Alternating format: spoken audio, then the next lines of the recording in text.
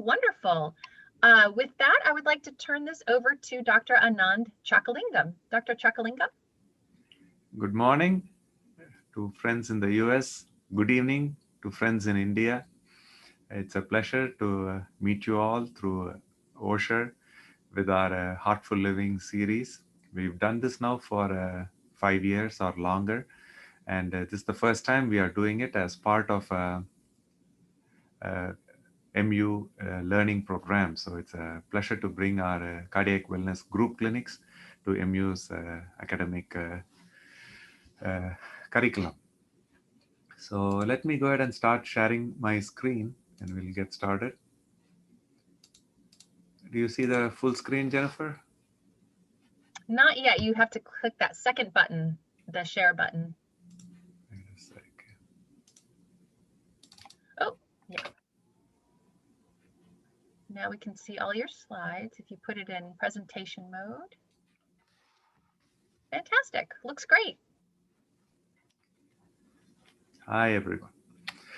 My disclosure is High Life Journey, which is our website trying to improve health through self-inquiry. So today's discussion is, am I eating right? What are some of the diets, nutrition tips? What is the hunger gratitude experience? How can we use intermittent fasting and calorie restriction to optimize our health? So if you look at the last 20, 30 years, this is the trend of diabetes in adults in the United States. From an incidence of about 3%, it is already tripled. What is the reason? Why is diabetes increasing? If you look at CDC's age-adjusted risk of prevalence of diabetes, this is the graph in 2004, and look at the density only in 6 years. Fast forward to 2016, the prevalence is increasing significantly. And some of it is related to the change in our culture. Compared to 1950, the current portions of fast food throughout the country, it's not just one restaurant. Fast food chains are competing with each other to bring more quantity, which increases the calorie so significantly with every meal. The portions you can see here. So if we are hungry, we stop to get some snacks at the vending machine, and these are all the options available to us. Would anyone like to unmute themselves and point out uh, what might be the healthiest option here? This is in my hospital corridor. As I walk into work every day, I walk past this. Water and fruit. Yeah. Do you see some fruits in there? I see no fruit. It would be healthiest if it were fruit, I'm saying. Oh, yes.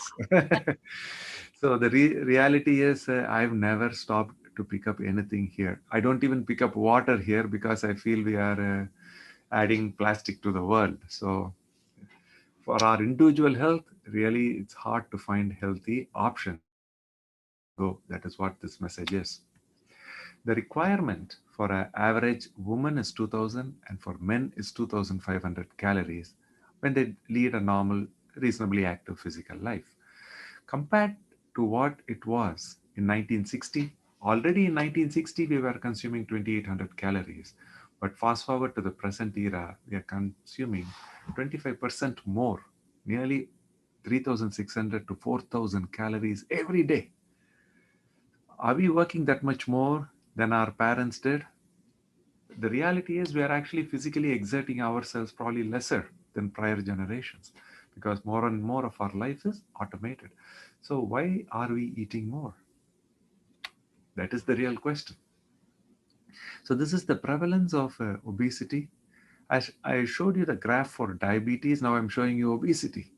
So this is all very, very similar curve. And this increase in obesity corresponds with the increase in diabetes, metabolic syndrome, and heart disease that we are seeing increasing currently. And then when we line up the different countries in the world, Japan and Korea have 3% obesity, Europe has about 18-20%, whereas US is at 30%, which is way higher than any other country in the entire world. Urban India, Chennai, Delhi, these big cities unfortunately have obesity levels at one third of the whole population, over 30-35%. And this is staggering for a developing country like India. So, what is obesity? How do we define it? People with a BMI more than 30 have obesity. In India, if you have a BMI more than 25, you are considered at risk. So that is the biggest challenge. Why India has an even strict criteria for saying excess weight? The reason is risk for heart disease, diabetes, metabolic syndrome among South Asian countries, which are Pakistan, India, Bangladesh, Sri Lanka, is so much more than the rest of the world. So even at a BMI of 25, the risk is pretty high. That's why we have that cutoff for India. So ideal BMI would be 18 and 25, and for India it would be 18 and 23.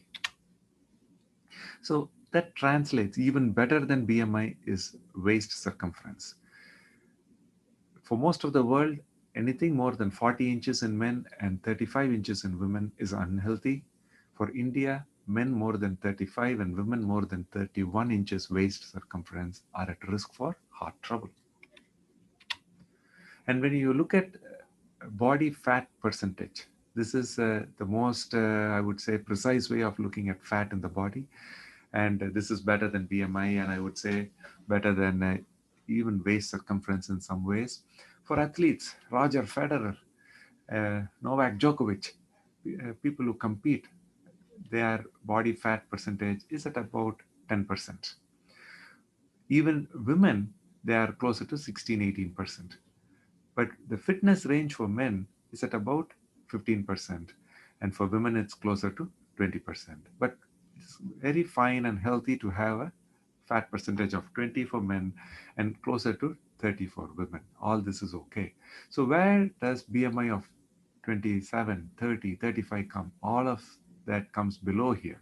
So when a BMI crosses 25, we've crossed this limit of body fat percentage, which is ideally at about 20, 22 for men and 30 for women. I'll stop here if anyone has questions. So, Anand, I'm not able to see the slides. Instead, I'm seeing some participants. What is the reason for that? I think it might be your device. Yeah, Oh, you have access to change your views. Walker, if you have any advice for her in particular, are you on a laptop or a phone, or what are you on?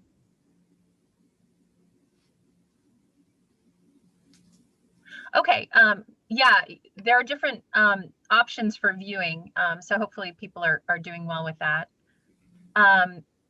As for questions, yeah, Archana, Walker sent you a note, but I don't see any questions right now about your presentation yet, Dr. Chakalingam. Does anyone have any questions for Dr. Chakalingam?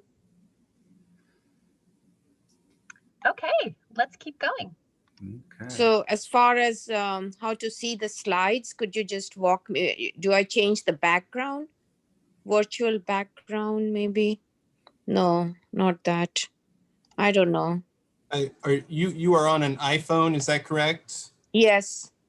If you tap your screen, you should see something that may give you the impression of view options, and there may be something in there about switching between viewing participants and viewing the shared screen. I know that on my iPhone, I swipe through. If I swipe through, I can see different things. So you might use your finger and swipe through. Oh, okay, I'm doing that right now, and I'm just seeing participants.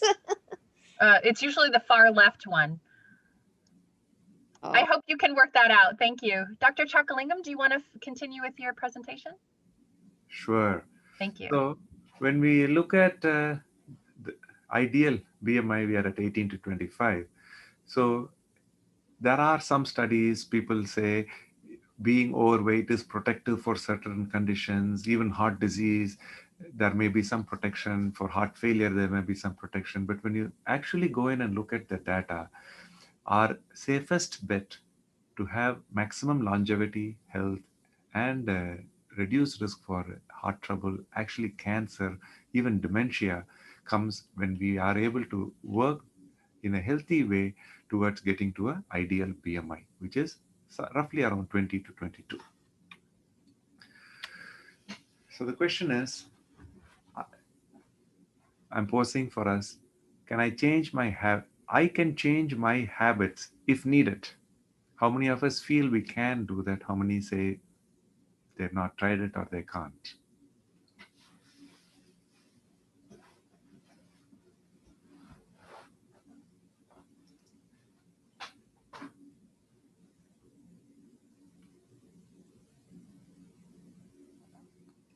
Anybody wants to tell us how they've changed any particular habit? If you feel like sharing, because I believe it's not easy to change. This is a very deep change when we make something that we've grown up with or lived with, we stop and make a change. Anybody is welcome to share any particular insight into how they did that. And you all can unmute yourselves or use the chat, but go ahead, whoever was going to talk. This is Marcia, and I was just going to say that I have started doing the intermittent fasting, trying not to eat, after my evening meal. And, it's just a bad habit I got into, eating snacks late at night. So I know I can change it, and I need to. Great. So when did you make this change, Marcia? I just started taking your class from Osher last week, but I've heard about intermittent fasting from friends who've done it. So I know it can be done. And you'll seem more confident because you did this change. I really applaud you for it. Oh, thank you. Anybody else? Yeah, there were a couple chats. Jennifer says that she's used portion control. Okay. And a Zoom user says, last year I gave up meat as a main component of my diet. Okay. Wonderful. So everybody is talking about diet. Anything else other than diet you would like to share?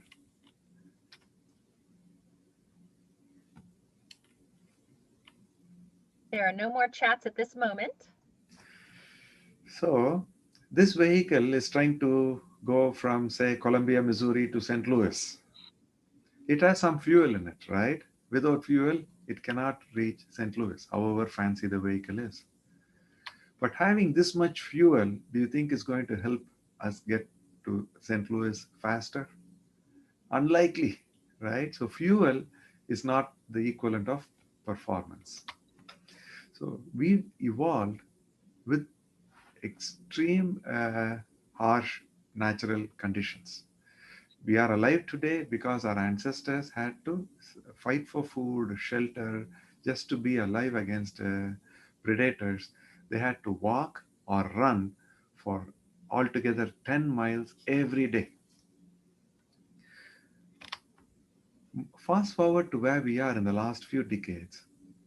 Because of what we consider to be more of a busy pace of life and hectic work schedules, standard American diet, which the entire world is adopting, being more sedentary in a sense, and finding ourselves more lonely despite having social media and 100 followers and things like that. So this is our reality now. I thought we can have Jennifer play for us a Paul Pepper interview that I gave exactly 2 years ago. That was in a few months after I started exploring intermittent fasting. The reason is whatever I say today is much further down the road for me. But what I thought about 2 years ago, and this particular interview has over 180,000 views on YouTube. I'm not that popular. It's just that people liked intermittent fasting and they keep looking at this. But I thought it has some key points that I explored in the early stages where many of you might already be exploring fasting. So that's why I thought that will be a good way to start off today's discussion. It goes for about 7 minutes, I think. Dr. Chakalingam, while we're making the transition, Walker's going to share his screen on that. There were a couple comments that people typed in, of course, after we we continued with your presentation. Kelly says walking more, especially with our puppy. We were talking about that before before the Zoom today, because we both have puppies. Malathi says early dinner and no snacks after lead to better sleep for me. Excellent. See, that is not something the doctor is saying or some textbook is saying. That is your own experience. Sleeping is such an important, vital aspect of health. If by making a little adjustment here and there, you're able to sleep better, I'm so glad that it's your own experience. As far as puppies go, I waited 20 years. After I moved to this country, I've been afraid of maintaining a puppy because of our busy work schedules. But our daughter, we wanted to get her a puppy, and we did that. And now we are finding that we are doing more stuff. So if we want to change habit, it's a logical choice. But if we have some reasons like a puppy at home, it changes automatically for us. And it's a lot of times so welcome for our health. Yeah. And then one last comment from Sandy and Ron Carter. They said walking 10,000 to 15,000 steps every morning is one of their. Congratulations. Okay. Walker, are you ready to? Oh, did somebody else want to pipe in? Okay. Walker, did you want to start that video?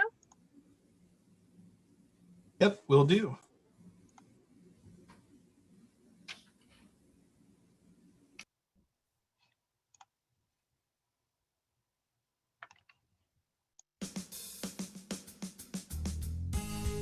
Good morning and welcome to Radio Friends on Friday, January the 25th. It's good to have you with us.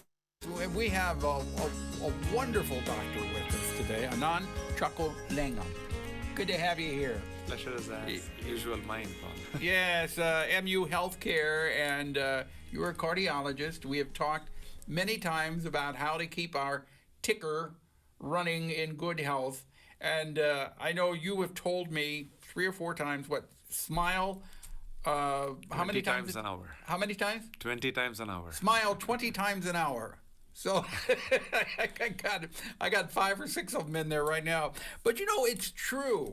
Even if you're feeling bad, right, doctor? Even if you're feeling bad and down, if you smile, it makes you feel better. Definitely. Why is that? Why? I think we are social creatures. We're a social creature. If somebody yawns, we also feel like yawning. Right. So when somebody smiles, intuitively the correct changes happen. That gives us more confidence to relate to that person and to ourselves better. So, okay. Now we're in a new year. This is January of 2019. What are some of the things that we should keep in mind to keep our heart healthy this Excellent. year?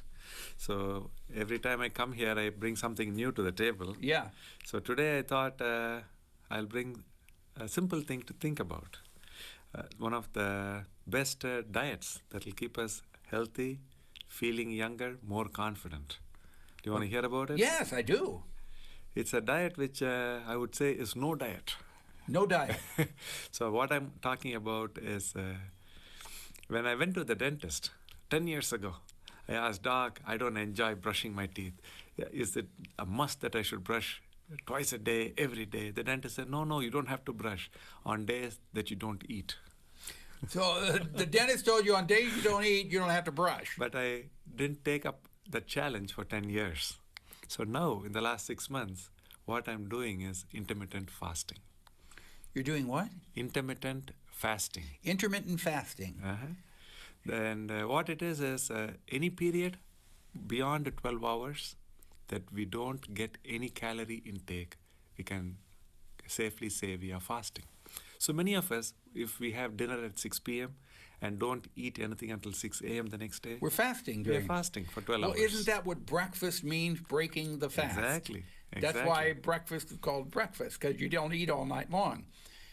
But are you advocating that we do intermittent fasting? We have been doing it much before we became civilized, much before our religions, much before we started agriculture. 10,000, 20,000 years ago.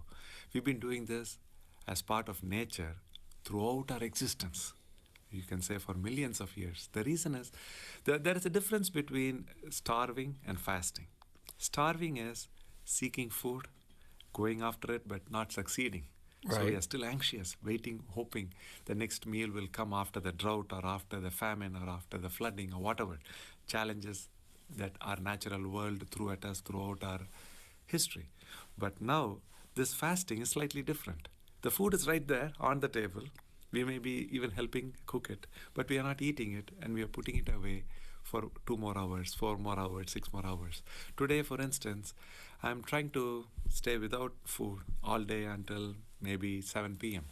That would make it 24 hours for me. So I'm drinking only water. So there's no cost. Actually, I'm saving a couple of hours of time that I would have spent in cooking or setting up the food and eating. So But that is time I that- can use towards my academic work or to chat with you today. Is that healthful though? Is that healthy? All my life, I thought it was not even possible and it's unhealthy. We needed 3 meals a day. But now that I've started this 6 months ago, I can tell you it's not hurt my health in any way. But if somebody is thinking about fasting, should they not see their doctor first? Or Excellent question. See, many people think we need 3 meals a day at least. Unfortunately, in the last 15 to 20 years, because of more and more marketing to us, we've started having closer to 4 or even 5 meals, if you count the snacking that we do. Yeah, we overeat, don't we? Nowadays, throughout the world, people are overeating. So 3 meals is reasonable. And in a week, if you can go for 24 hours without any food at all, that actually is more physiological and more in tune with how our body has been designed over millions of years. So you're saying that the body was designed, evolved into going once a week without food for a whole day? Yes, this once a week is a construct to help us in this modern day and age. But what I'm trying to say is our ancestors did not have the luxury of opening a refrigerator Right. and having 24/7 access to food. But if you fast for a day once a week, is it not throwing your body rhythm off? It is, and that is the idea. It is to throw it, it is, the idea is to catch the body off balance so that the body is not prepared to be without food, but we are forcing it to be for a whole day without food. So there are numerous health benefits to it. Like what? First, we improve the brain connections. Brain-derived neurotrophic factor, that's a BDNF is a brain factor that increases, and it's like a growth hormone. Connects the brain cells much better. So over years, over decades, we'll have much lesser chance of neurodegenerative diseases like dementia. Then come to the heart. Chance of lowering blood pressure, cholesterol is so much better when we do intermittent fasting. Once a week, the effect lasts throughout the week. Same thing with the inflammation, arthritis, that goes down. If you look at If you fast one day a week. yes, throughout the week, the benefit will be there. Okay, now you're a heart specialist at MU Yes. Healthcare. Yes. But are you saying that anyone could do this, or should they check with their doctor? Yes, that question I haven't answered yet. There are a few of us who are insulin requiring diabetics. So when we are on insulin injections, then the sugar levels can drop significantly and be life-threatening. But that's a very small portion of us. Those of us who are diabetic should definitely check with our doctors. And if they are on insulin, you may have to cut the dose in half on days that you're fasting. But check with your doctor Yes, first. but most other oral pills, we can safely postpone them on days that we are fasting, even if you're diabetic. But those of us who are not diabetic, we can very safely, from the age of 18 onwards, throughout our lifetime, we can safely fast. It doesn't have to be 24 hours. Even 12 hours is good. 14 is better. 18 is excellent. Because beyond 14 hours, there is not enough glycogen stores in the liver, so we have to start burning Okay. fat. So it's the simplest way to take care of excess fat. So basically, I'm actually giving you an opportunity to feast. All right, Enjoy food Doctor, by fasting. Thank you so much, Dr. Anand Chakalingam from MU Healthcare. It's always a pleasure to have you here. Please Thanks come so back much. again. Thank you. Look All forward right. to it. All right. Monday, Love Inc. We'll see you then. Bye-bye.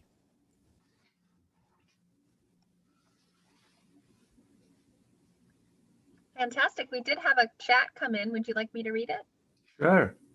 Kelly asks, is fasting for 24 hours safe for diabetics type 2? And then she also says, new diabetes diagnosis, not on insulin. There is a progression for diabetics. Um, if you look back, people are 10 years, 20 years prior to being diagnosed as diabetic, they already have insulin sensitivity issues and pre-diabetes and metabolic changes, things like that. So again, another thing to remember is more than 90 to 95% of diabetics have type 2. It's a very small portion that have true type 1 diabetes. When you have type 1, you cannot do fasting. It's not recommended because the problem is not going to go away by losing weight. It is directly an issue with insulin production.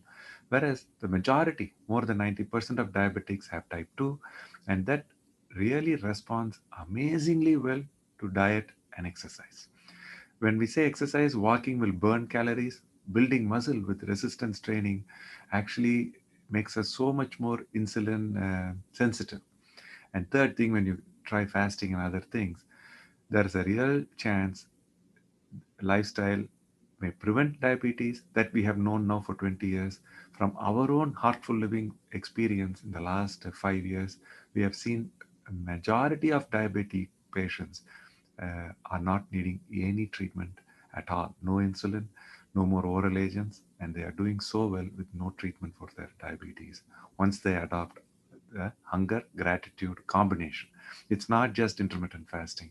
So the next 20-30 minutes we'll address this a little more deeper, how this program will help you more than just intermittent fasting. I know many are already trying intermittent fasting, so today is a good time to talk about this a little further. Do you see my slides already, Jennifer? No, you need to reshare your screen because we had to take over when Walker. While you're sharing, there is a question from Sandy and Ron Carter. Can you have black coffee and or tea while fasting?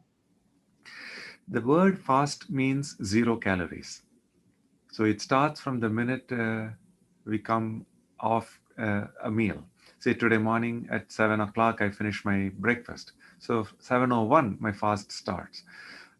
Water is fine, but colored water is okay. Tea and coffee, I've heard some people really can't miss that in the morning, and otherwise they would rather call it a fast. I'm perfectly fine with that. The body needs to be in a metabolic deficit. That's it.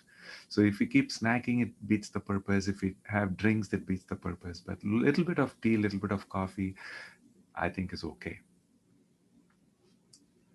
Do you see the full screen? Yes, we do. Okay. So this is how we moved from various parts of the world which were very close to the equator to more extreme conditions. And this is what required us to adopt to various diets. I'm not going to go into the details here, but I studied how we developed agriculture 10,000 years ago and how the first humans over 200,000 years have been roaming the world. And then I went back 2 million, 5 million years, and what I'm finding is there is no particular diet that we have to say is our ancestral diet. Because if you go back 10,000 years, we've been having plenty of grains, right? Wheat, oats, and things like that. If you go back to the first humans, they were already using fire and cooking meat. So meat has been part of our evolution. Then if you go 2 million years, then you will find our ancestors were mostly herbivores. And very, very rarely they were scavenging some leftover meat. And prior to that, it was all plant-based. So our ancestors, if you go back to pre-humans, were all plant-based. So we don't share any gene with the lions and tigers. So now, this is what is proven as the best diet for heart health. This is called the Mediterranean diet, which has plenty of whole grains, which is the foundation, on top of which plenty of fruits and vegetables on an everyday basis, oil, cheese, and yogurt, and then lesser portions, say once a week, twice a week, they may have some fish and chicken and eggs and sweets. and then rarer becomes red meat. So that's for to celebrate a major occasion. So this is how the Mediterranean diet, Italian, Greek, and so many studies have come in the last several years, specifically looking at heart health and showing this may be the ideal diet. So this is a picture from a Greek island. Which is the most important ingredient in this diet? Vegetables, olive oils, nuts, wine. Anybody? You can unmute yourself. If nobody unmutes, I'll keep going. The actual answer here is it may be a mixture of all these things, but most important component might still be that life itself. So they are having that lunch in a very different way of life. What I mean is they go home at say 12 or 1, and then they take an hour to cook, and then they sit down with the entire family, and then they enjoy this meal with some wine in the afternoon. This may be a weekday, and then they may choose to come back to work late afternoon, or they may just not come back. So this type of work environment we don't have in the US. So here we are much more focused on our productivity at work. So there is no room for this type of celebrating a meal. Dr. Chakalingam, you did have a chat, Lori, and this is right in line with what you're saying. She said, other, the companion. Yeah. Yeah. So that is the thing. This is the next diet. This is also specific for dietary approaches to stop hypertension. This is for people with high blood pressure. And it's very similar to the Mediterranean diet. If you see, there's plenty of whole grains and vegetables and fruits and some amount of dairy in the left side. And then plenty of seeds and legumes and nuts, which are polyunsaturated fats, and much less fish and meat, and few servings of sweets which have empty sugars in them, and fat and oils we like to minimize. So this is again a well proven diet to help heart health. And this is another slide emphasizing the same thing. So how many of us today feel, okay, I'm willing to explore better diet? Let's be honest. We are not going to find out whether you clicked yes or no. So go ahead and take your pick. We're just loading the survey, folks. If you could select your answer, please. Everybody is motivated. That's why you came today. So I think we are very biased. If the person who's disagreeing with changing their diet, if they would like to share why, that might help us, because all of us have resistance. But if nobody wants to pitch in now, we can keep moving forward. Anybody? I'm in no rush. Well, it's me again, Marcia. And I've been fighting inflammation for several years. And so I'm looking to change my diet to decrease that inflammation in my body. How have you measured the inflammation? Why do you think you have more inflammation than others? My joints ache, my lower back aches. I have lymphedema also. So it seems like I have to take ibuprofen to feel better, and I don't want to do that. So I'm thinking I should change my diet. I think you come to the right conclusion.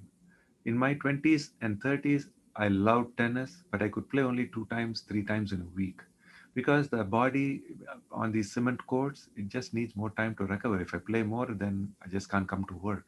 But now I'm in my late 40s, and nearly every day I play. The reason for that being, I think I've reduced the inflammation level in my body, but I didn't check it 10 years ago to tell whether it really came down. And the simplest tool I feel is a high sensitivity C-reactive protein. You can ask your doctor to check it if you think, and it's a cardiac marker also. It predicts heart risk. So it'll help you assess inflammation and your heart risk. So that was one of the questions we had asked. But what was that protein that you mentioned? High sensitivity C-reactive protein, CRP is what it's called. Okay, very good. So now we come to something that I learned pretty recently. How we look at food. Can you all see the slide? Yes. Yes, looks great. Emotional. Many of us have so many challenges in our life that we don't recognize that we are stressed. So that's what is meaning when we say emotional eating or stress related eating. So when we are stressed, we resort to food. That is how we are all in the modern world. So it's uniform, and it's sometimes specific to a particular type of food, and it's usually salt and sweet and the unhealthy things, and it persists despite having a full meal and leaves us feeling guilty and ashamed for having eaten.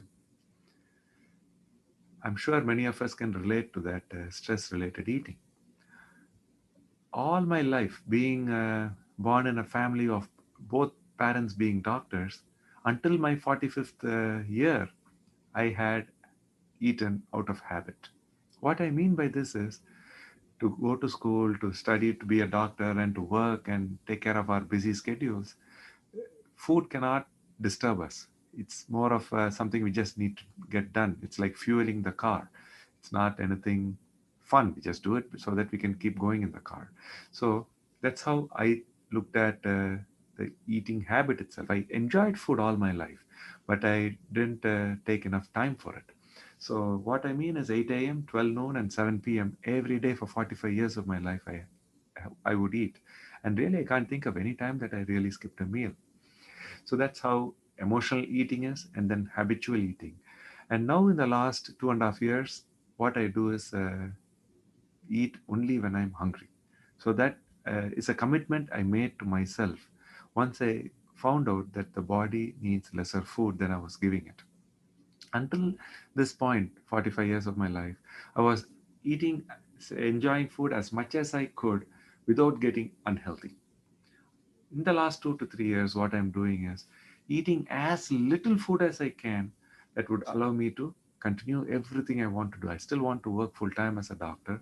I still love to play tennis, and now we have a new puppy at home. So I want to do everything physically that I want to enjoy life. But for that, every day I'm exploring how little food I can manage with. So I'm being very, very miserly with the food that goes into me. Now, this is ongoing for the last 2.5 years. So this physical hunger means we are we can go for several hours when we really feel hungry. We generally are open to more types of foods. And when I'm fasting and really, really hungry, the first thing I naturally gravitate towards is a banana if it's available. And then this goes away when we have a healthy food. And this type of eating is genuinely satisfying. That is the difference between feeling ashamed for eating and eating as a waste of time, and then eating with gratitude. So intermittent fasting has numerous health benefits that you already saw. One is it improves immunity. It reduces inflammation, intermittent fasting, what Marcia was asking. And then it significantly reduces risk of diabetes, which is a lifetime problem for so many of us, especially for people from Asia. Diabetes is very highly prevalent in the Asian countries. And then weight reduction is much, much easier once you learn how to do intermittent fasting. And the heart health improves 80% if you do fasting. Cancer risk goes down 80%. So basically, we are doing us a whole host of good if we learn intermittent fasting. Then what is this hunger gratitude experience? It is going a little further. So let me see. So this slide shows how much we can cut back on what we need to put into our body. So with fasting, we can take a much bigger calorie cut. That's what I'm trying to show here. So intermittent fasting, we know, has numerous benefits, and it's more of a healthy lifestyle choice. But still, hunger is looked at as some inconvenience or unpleasant experience that we cope with. And I've seen people lose 10, 20, 30% of their daily calorie intake when you average it over a week or a month. And this would allow people to stay healthy for 100 years.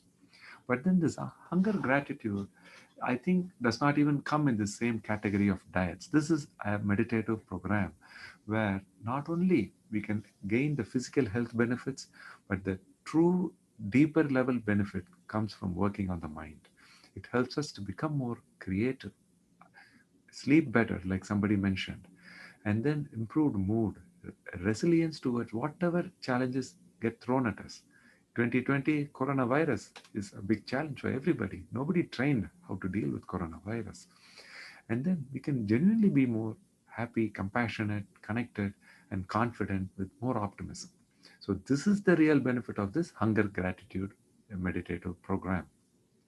So here, the only difference, instead of looking at hunger as an unpleasant thing, we look at it directly and accept it gracefully.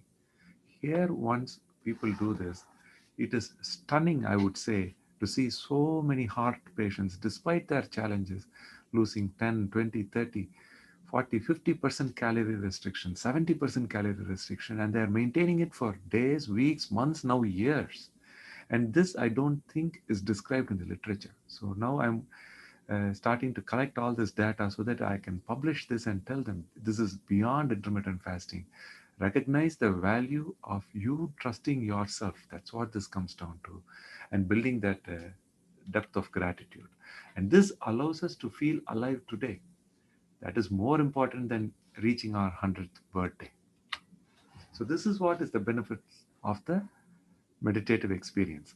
Hunger gratitude gives all the benefits of intermittent fasting, plus addresses depression directly. This is what I spoke with our psychiatry and psychology faculty here last week. I told them our program is helping treat your condition. Would you like to explore? So they are now starting collaboration with our Heartful Living program to see how they can help their patients through fasting and gratitude.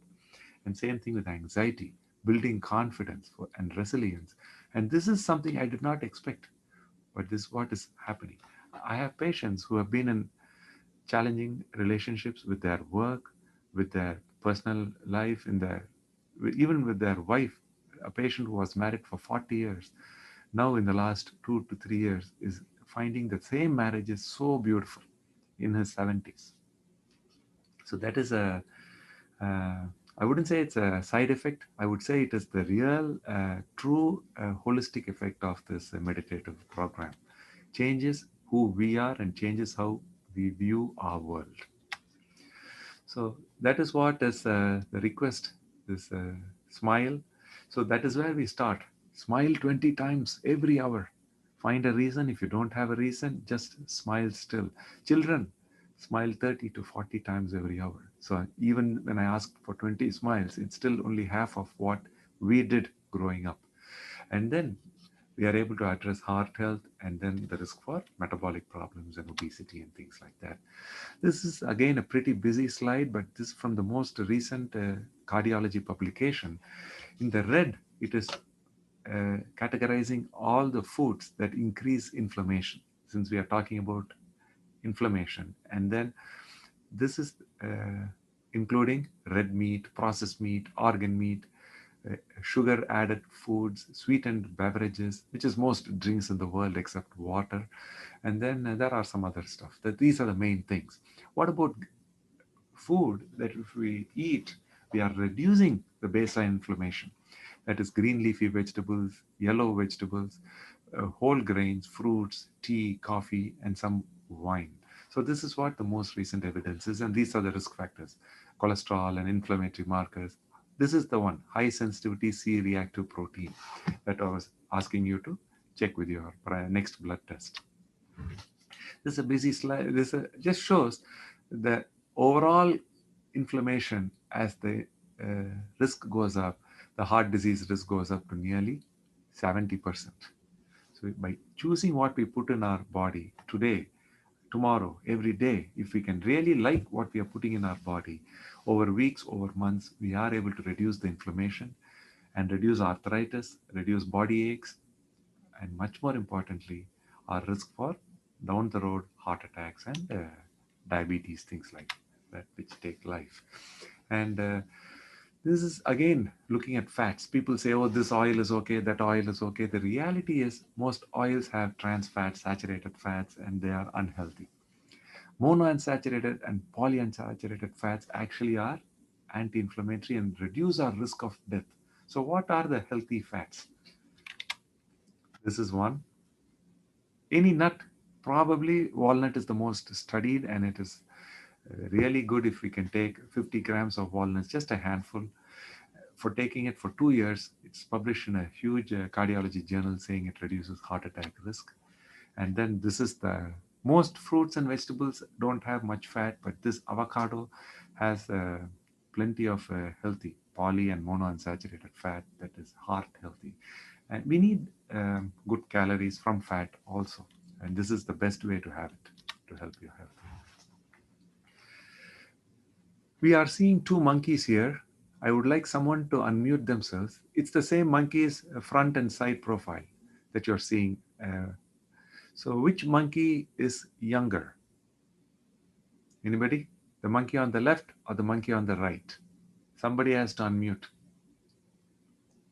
Right. Excellent. Both the monkeys are exact same age, 27 years, I think, if I remember right. They've both been on a study for a few years, about 3 years, I think. And the study was the monkey on the left was healthy to start with, was eating normal food for a monkey and normal food portion and quantity and everything. This is now not obese monkey, it's a normal size monkey. The monkey on the right also started out 3 years ago in the study. It was randomized to a group that got 25 to 30% calorie restricted diet. That means it's eating everything that a monkey eats, but 30% lesser quantity. Eating lesser than normal is the one proven anti-aging mechanism over the last 60 years. It's not only in monkeys. It starts from unicellular organisms to mice and rats and dogs. And now we have this called Calorie 2. It's a study published in human beings, randomized trial. And they are showing that calorie restriction in normal weight people reduces inflammation and reduces diabetes risk, and after 20-30 years is very, very likely to reduce our risk of dying off. So what I'm saying is, if we at a early enough stage of our life take up a little calorie restriction, even if we are normal weight, instead of living 100 healthy years, we may end up living to 120 years. I don't know if we all want to do that. That's up to us. But it is scientifically direct. The science says this is where the evidence is moving towards. So by taking a calorie cut, we can expand lifespan beyond normal. But if we continue to reduce calorie intake to 40, 50%, the immunity goes down, our risk for other problems goes up, and we start losing life sooner. So we cannot indefinitely cut, but the sweet spot may be about 20 to 30% lesser than even normal food intake. That might be the sweetest position. So this has been known to all of us in different forms throughout history. We have known overeating is not good, but our population is getting bigger throughout the world, in the US especially. So that's where I think self-inquiry comes in. Going a little deeper into ourselves, asking what is life about? Who am I? Is the specific question of self-inquiry. And the way we want you to explore yourself, the framework I suggest is to start with gratitude. When we are starting with gratitude for something, anything in your life as an experience, that directly reduces stress, improves optimism. That way we have helped our mind first, and then we can explore how the body can be addressed. So the next step would be connecting with hunger. So gratitude and hunger are directly connected with each other. And once we are hungry, through gratitude, we are empowered. We feel more in control of what we put in our body. That directly improves mind-body connection. And this flow, we are going to talk some more. And this directly reduces blood pressure, stress hormones, and fluids in the body, and helps our heart beat longer, healthier, and that way we will connect again and again with being hungry. We don't have to be hungry every day. at least once a week, if we can choose to go hungry, we will be doing ourselves so much help. And that too, if we are doing out of gratitude, that is the real way to gain mind body health. So this we already discussed. This is a mindful eating scale. I want you to look at this carefully. We don't want to be stuffed. We don't want to feel 8, 9, or 10, feeling too heavy and sick. We don't want to be very hungry and growling and cranky, weak and dizzy. That is 1 and 2. We want to stay in the 4 to 7 range. Eat when you're slightly hungry and stop when you're not hungry anymore. That means your stomach is only 60 to 70% full. So again, eat when your stomach is empty and you want to get food, and then stop at 7. So 4 to 7, if we keep having 2 or 3 meals, healthy meals a day, we can maintain ideal BMI. If we want to maintain a BMI of 22. If you have a BMI of 30, 35, 40, 45, 50, 60, 70, how are we going to get to this mindful eating? It cannot be done by starting to eat here. Why? We have to go a little further into hunger. What will happen if we go to 3, 2, 1? Are we going to faint? Are we going to hurt ourselves?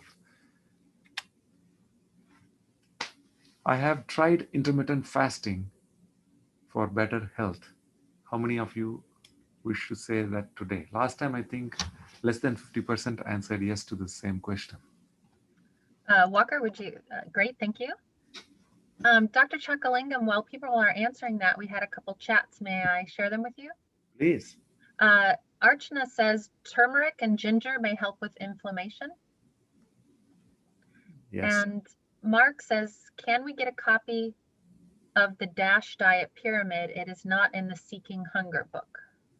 Yes. It's available, and I'm glad to share it with Jennifer, and she can share it with our entire group with a group email. Fantastic. So if you'll remind me at the end of this in an email, I'll work on getting this material. Great, and we do have a question. Do you want to continue with your presentation or take a My question? request to you, Jennifer, is to make a note of that particular thing. Okay. DASH pyramid. So that these things, if we create flyers, next time it will be more useful. So if you shoot an email to me afterwards, like later today, I'll work on it. By tomorrow, I'll get it to you. I'd be happy to. And then we have a couple questions and comments. Do you want to keep going with your presentation and take questions at the end, or would you like to take some more questions now? Sure, let's finish what we have so far. Okay, Mary says, how could intermittent fasting work with Parkinson's disease when you have to take medication on schedule? In my case, I get nauseous when taking the medication if I don't have a small amount of carb and or orange juice with it. The honest answer is intermittent fasting, hunger, gratitude, all these things are very effective in preventing Alzheimer's and maybe even Parkinson's. I don't know specifically about Parkinson's. I don't want to venture. But for Alzheimer's, the biggest reason is vascular dementia. And for that, the 80% risk reduction if we can do intermittent fasting. And the other thing is calorie restriction. These are the two biggest tools for brain health. But once there is Parkinson's, once there are so many medication requirements, Parkinson's has so many other challenges.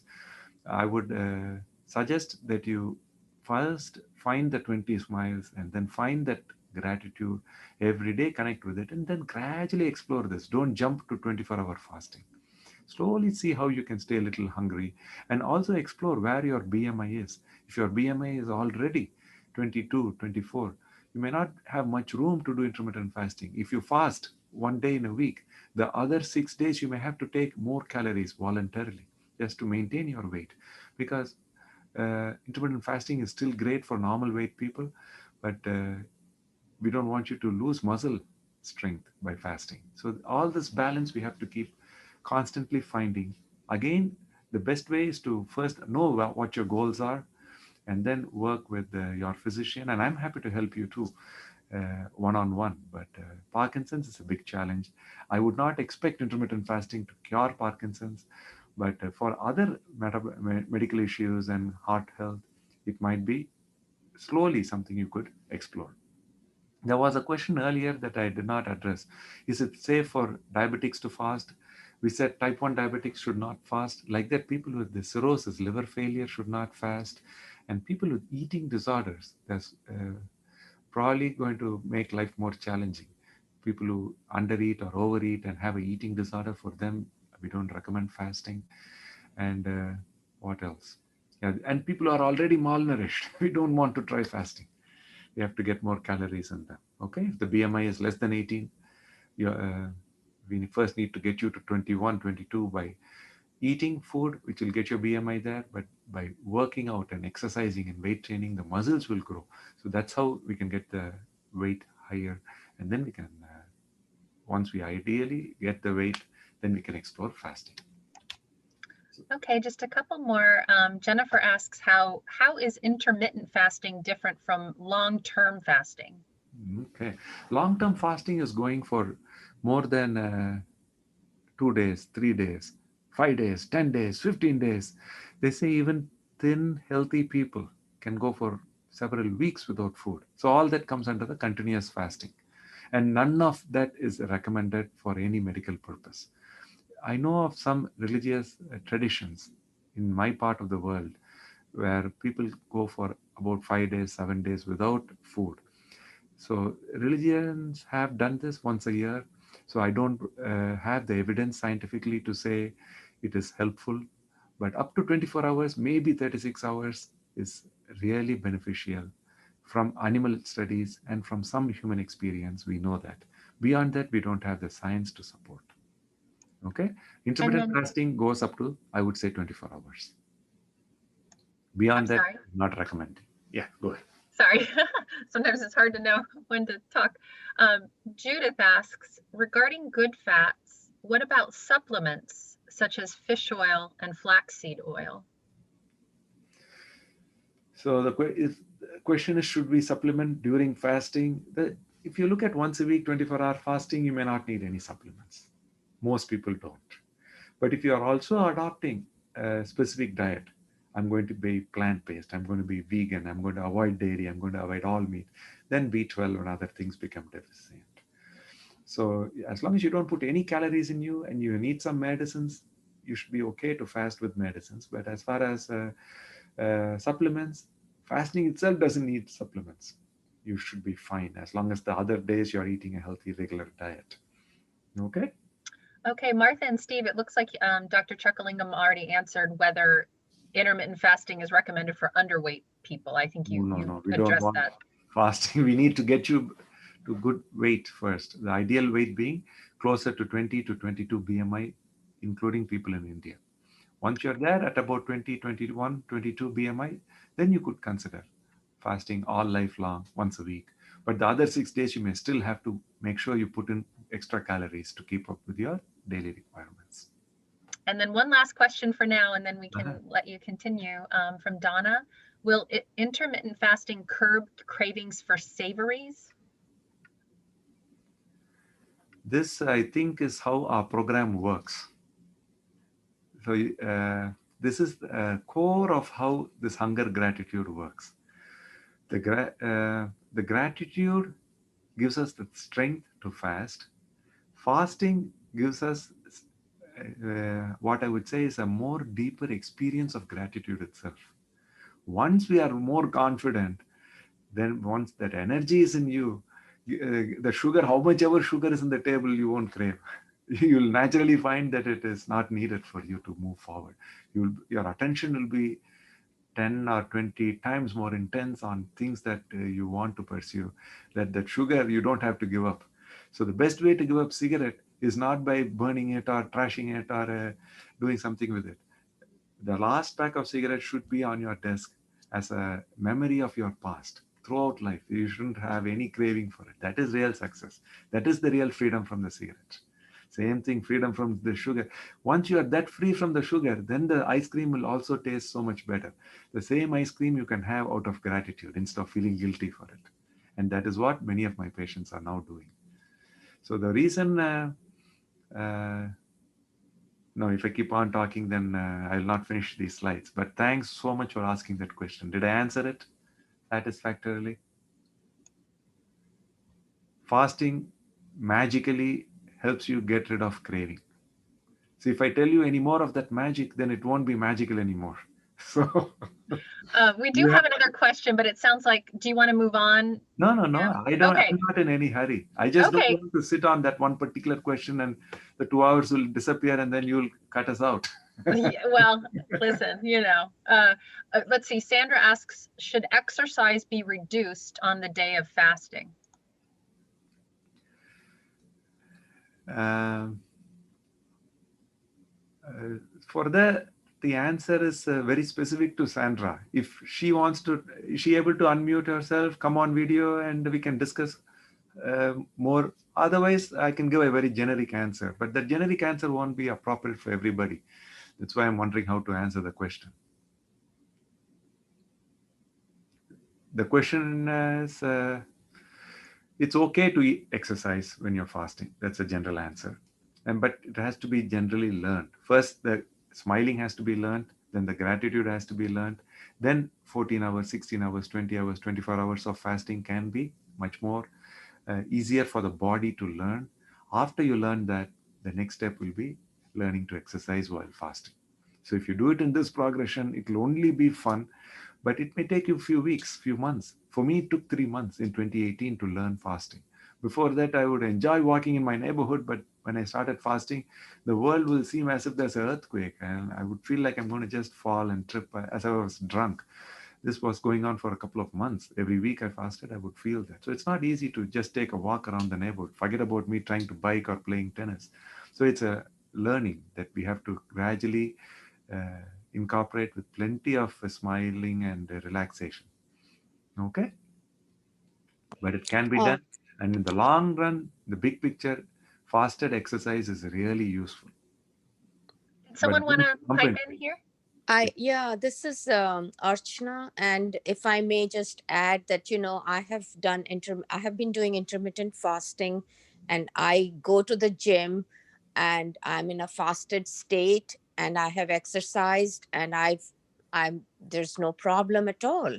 So, in the past, I always used to feel like, I have to eat a snack, I have to do something, I'm going to exercise. But really, if the person who asked that question, if she can try and she will find, if she finds that there is no problem, like in my case, I had no problem at all exercising in the fasted state. So just wanted to add that. So I guess it can be different for different people, but this was my personal experience. Thanks, Archana, for sharing. Now, are you able to see the slides better, Archana? Yes, definitely. Okay. When Fixed your computer. Jennifer told me to just use my finger to kind of, it worked. Yeah. Thank you, Jennifer. You're welcome. Okay, no more chats at the moment, Dr. Chakalingam. Very good. So we'll go through some more slides and then we'll see. Okay, so now that brings us to our time to meditate. Last time we broke off with the meditation. So today we are right at about 1 hour. So for the next 10 minutes, we can spend just relaxing.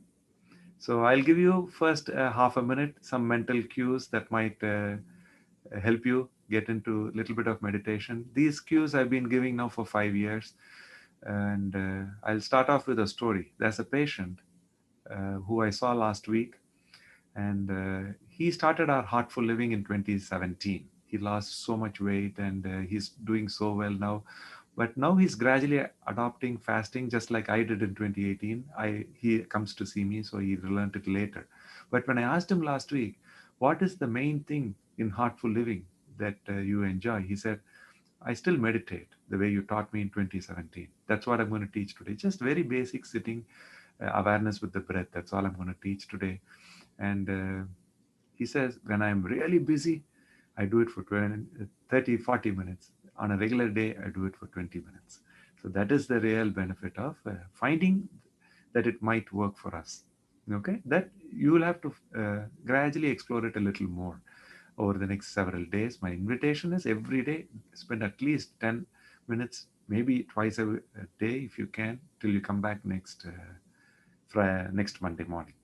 Okay. So we'll all sit back as far back in our chair as we can get. That's the first thing. Get back some more, scoot back in your chair. So you cannot go any further back. So the low back is maximum supported. And then let both the feet be planted. And then first try to relax your feet. Feel both the feet are relaxed. Then feel that the knees and the entire legs are now relaxed. Your hips and the low back, let it be relaxed. Now try and relax the shoulders.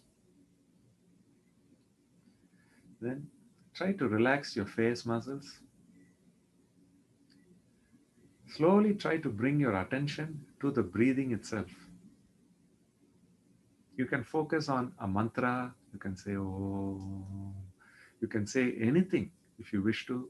But if not, you can just focus on warmth in your heart, light in your heart, or just the breath is perfectly fine. Whatever makes sense. Some people can think of a pleasant day in the beach where you can hear the waves. I used to use waves to help meditation, but I now find just the silence and letting you figure out what might work for you. Just the relaxation. And then relax your face also. Neck is again relaxed. The hands are relaxed. The fingers are relaxed. And then we'll gently start meditating for the next 5 minutes, 10 minutes maybe, before we resume. We'll start meditating just on the breath as it comes and goes from the nose.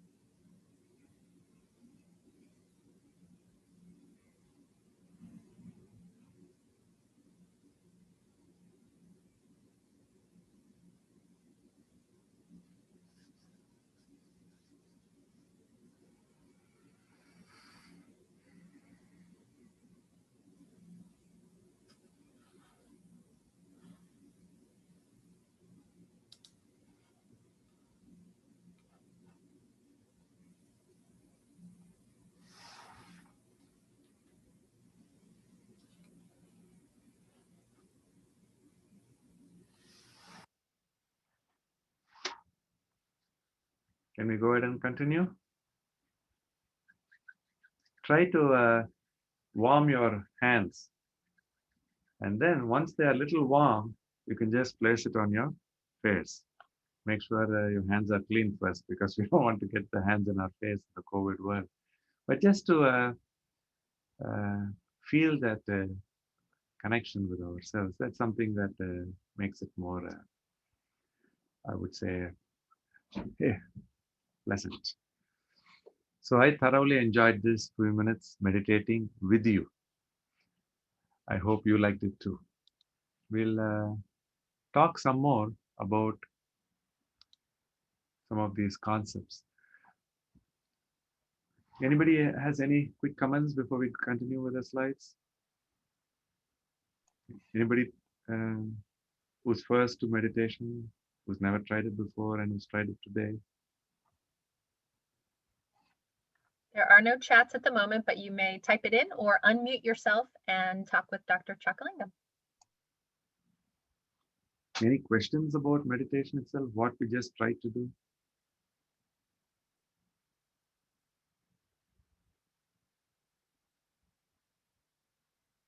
Okay. Nobody has any questions, so just keep moving on for the time being. So, Of course, we did just get a couple. Good. Marcia says that went by quickly, that went by fast. And Carol Smith says, reminded me of corpse pose at the end of yoga class, always my favorite part. yeah, that's when I go to sleep in my yoga class. And then somebody has to wake me up. Yeah. Okay. So we talked about getting to 3, 2, 1 if we want to lose weight. And for my heart patients, many of them need to lose some weight to gain better health.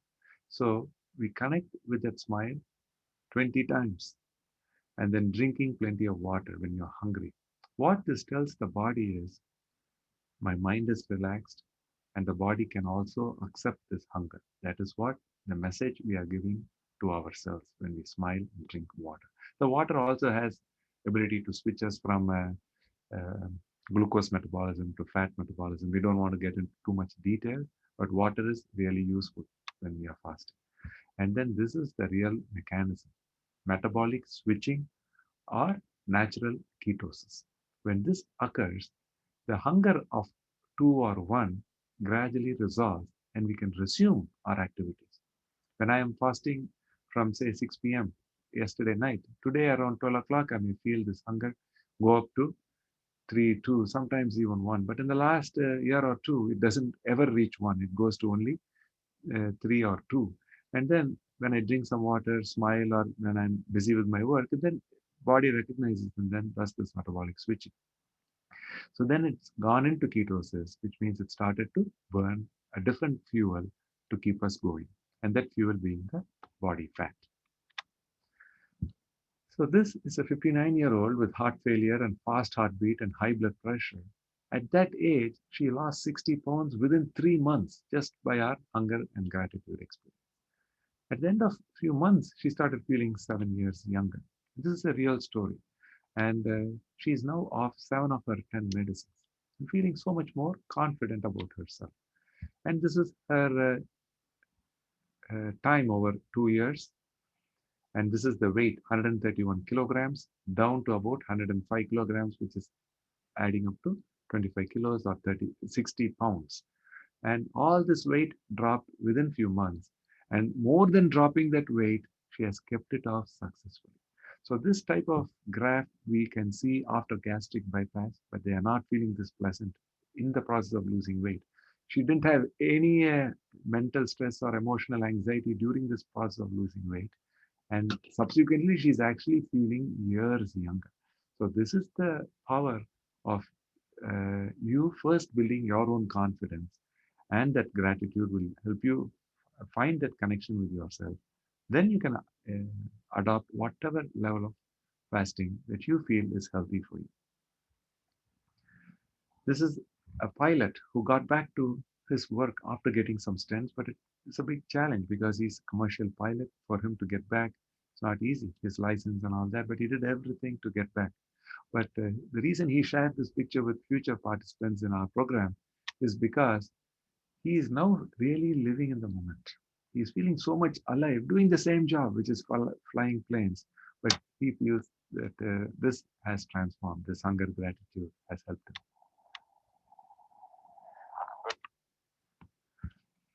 So next is this question: am I a pessimist or an optimist? The reality is, if we connect deep enough with ourselves, we will find the answer for all of us is that we are doing really, really, really well in our life. So this is what self-inquiry's real purpose is, for us to connect really with our subconscious. If you look at the entire world and line up all the areas of the world, Australia, US, Europe, overall the world is at about 5.38 in a scale of 1 to 10 as far as happiness is concerned. So what we are saying is, if we all adopt self-inquiry, from 5.38, we can go to 6, 7, 8, 9, 10, and even more in a scale of 1 to 10. That is what self-inquiry's real potential is. This we have had now for 5,000 years as our Tamil literature. And this I think we covered last time, but I bring this back. 5,000 years ago, we recognized evolution of small animals that went on to the big mammals. And this is how our senses evolved, is what we recognized so many years ago. And then comes consciousness, which separates humans from all the animals. And even then we realize some animals are able to perceive at a much deeper level. So what is this consciousness? What is this mind that we have recognized all these years? I believe in very simple terms, our consciousness itself is our ability to perceive gratitude. Once we perceive gratitude, then we are only left with happiness. There is nothing else that we can be experiencing. So this mass law we have discussed earlier. If you see on the right side, these are the most basic needs. Without this, we cannot sit and talk philosophy. Physiological needs for air, water, and then safety for food and shelter, and then social needs of connecting with people, friends, family. And then comes, once we have all these things fulfilled, then we go to do the best we can to get recognition, power, money in life. And once all that is fulfilled, then we may move towards self-actualization. That means reaching maximum potential, creativity, Albert Einstein, things like Picasso, doing enormously big achievements. And this is what he stopped with. But then he realized, Maslow, towards the end of his life, there is another level called transcendence. What he is talking about are people who really don't even worry about any of those other goals, and they just selflessly dedicate themselves to some bigger cause or calling. So that he thought was transcendence, but he never got to study it any further depth. But that is where I feel self-inquiry is. To the point, I predicted that we may get there, but now we have so many patients who are experiencing that they are able to cut through these levels. Many of our patients in mid-Missouri still have financial issues. They just, we don't have infinite resources. But despite so many challenges, including the COVID world, the heart issues, comorbidities, they are able to move towards higher levels of consciousness with hunger, gratitude, and our highlight program. This is what we are seeing that is possible. So what we are trying to share here is, where are we today? Are we primarily focused on making more money? Okay, I've made enough money to retire. Are we still primarily focused on our job output? How do we say thank you as a habit? Or do we really think gratefully? Is it just a habit, or are we able to perceive that logically? Beyond the logical mind, can we experience it in the subconscious level, that level of gratitude? So once we can do that, then we can explore even deeper levels of gratitude. So now I'm flipping this and placing this as our own evaluation of gratitude itself. In the basic level, when we are running around trying to make a living, we cannot perceive gratitude too much. But then when we stop and say thank you for certain events, like Jennifer is helping us attend this conference. So we are all thanking her.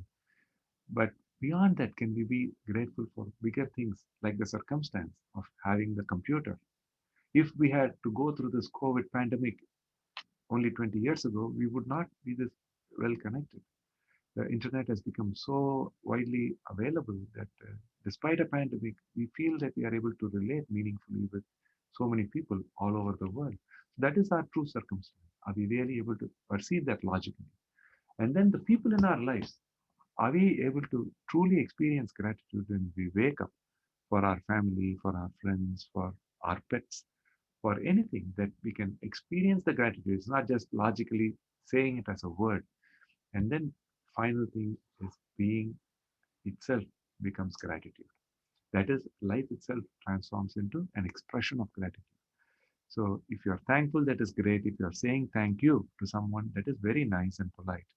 But for yourself, feel it before you just utter it to someone. Experience it every morning when you wake up. Let that guide your day. That is my request. So high life itself is an expression of gratitude. Here we feel life is a struggle. Here we may feel life is a challenge. But once we recognize life becomes fun, and when we connect with circumstances that we can be grateful for, then our life manifests as kindness. We don't have to be kind. We will find that we are kind. That is what I'm hoping will be our truth. And then when we are grateful for the people in our lives, then we find that we end up being selfless towards those people. It might be your wife, it might be your child, but how do you lose your self-interest to that some person? So that is what you have to be grateful for, the experience of having those people in your lives. And then this general state of being itself, happiness, that is bliss. So all this is potentially possible once we connect with hunger and gratitude with an open heart. This is a pretty busy slide. What it is trying to tell us is this is the mean level of stress in our life. And now in the COVID era, we are more stressed, and this is only making us more dissatisfied and distressed and post-traumatic stress type symptoms. And our life satisfaction is dropping off. If we can move backwards in the scale, we'll be much more happier people. That's what this is saying. So for that, I brought this last time. Our consciousness is like this puppy. It is fine where we are. But if we are allowed to explore with an open subconscious, with our heart, then we will find that the world is a much brighter and better place. But again, this is still at the theoretical level. Consciousness is not just the mind.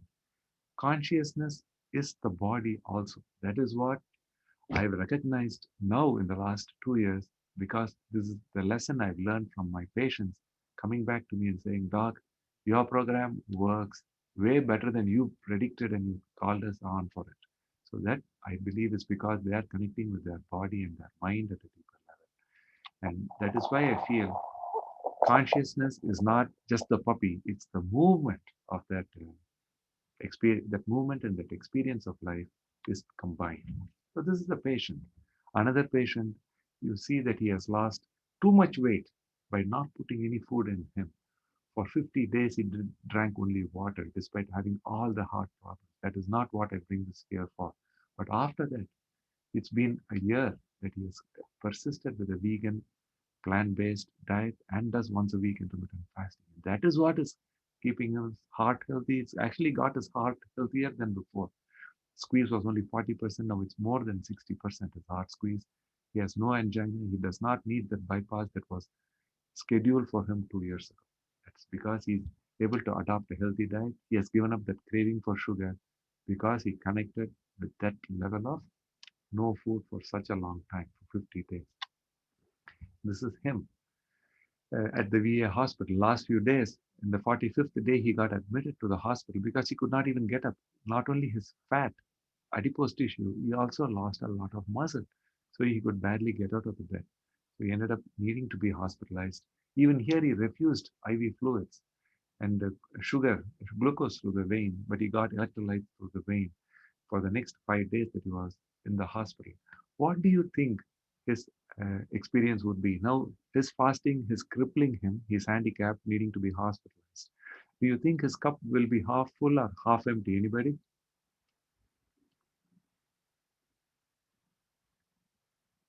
You can unmute yourself. Overflowing. That is the right answer.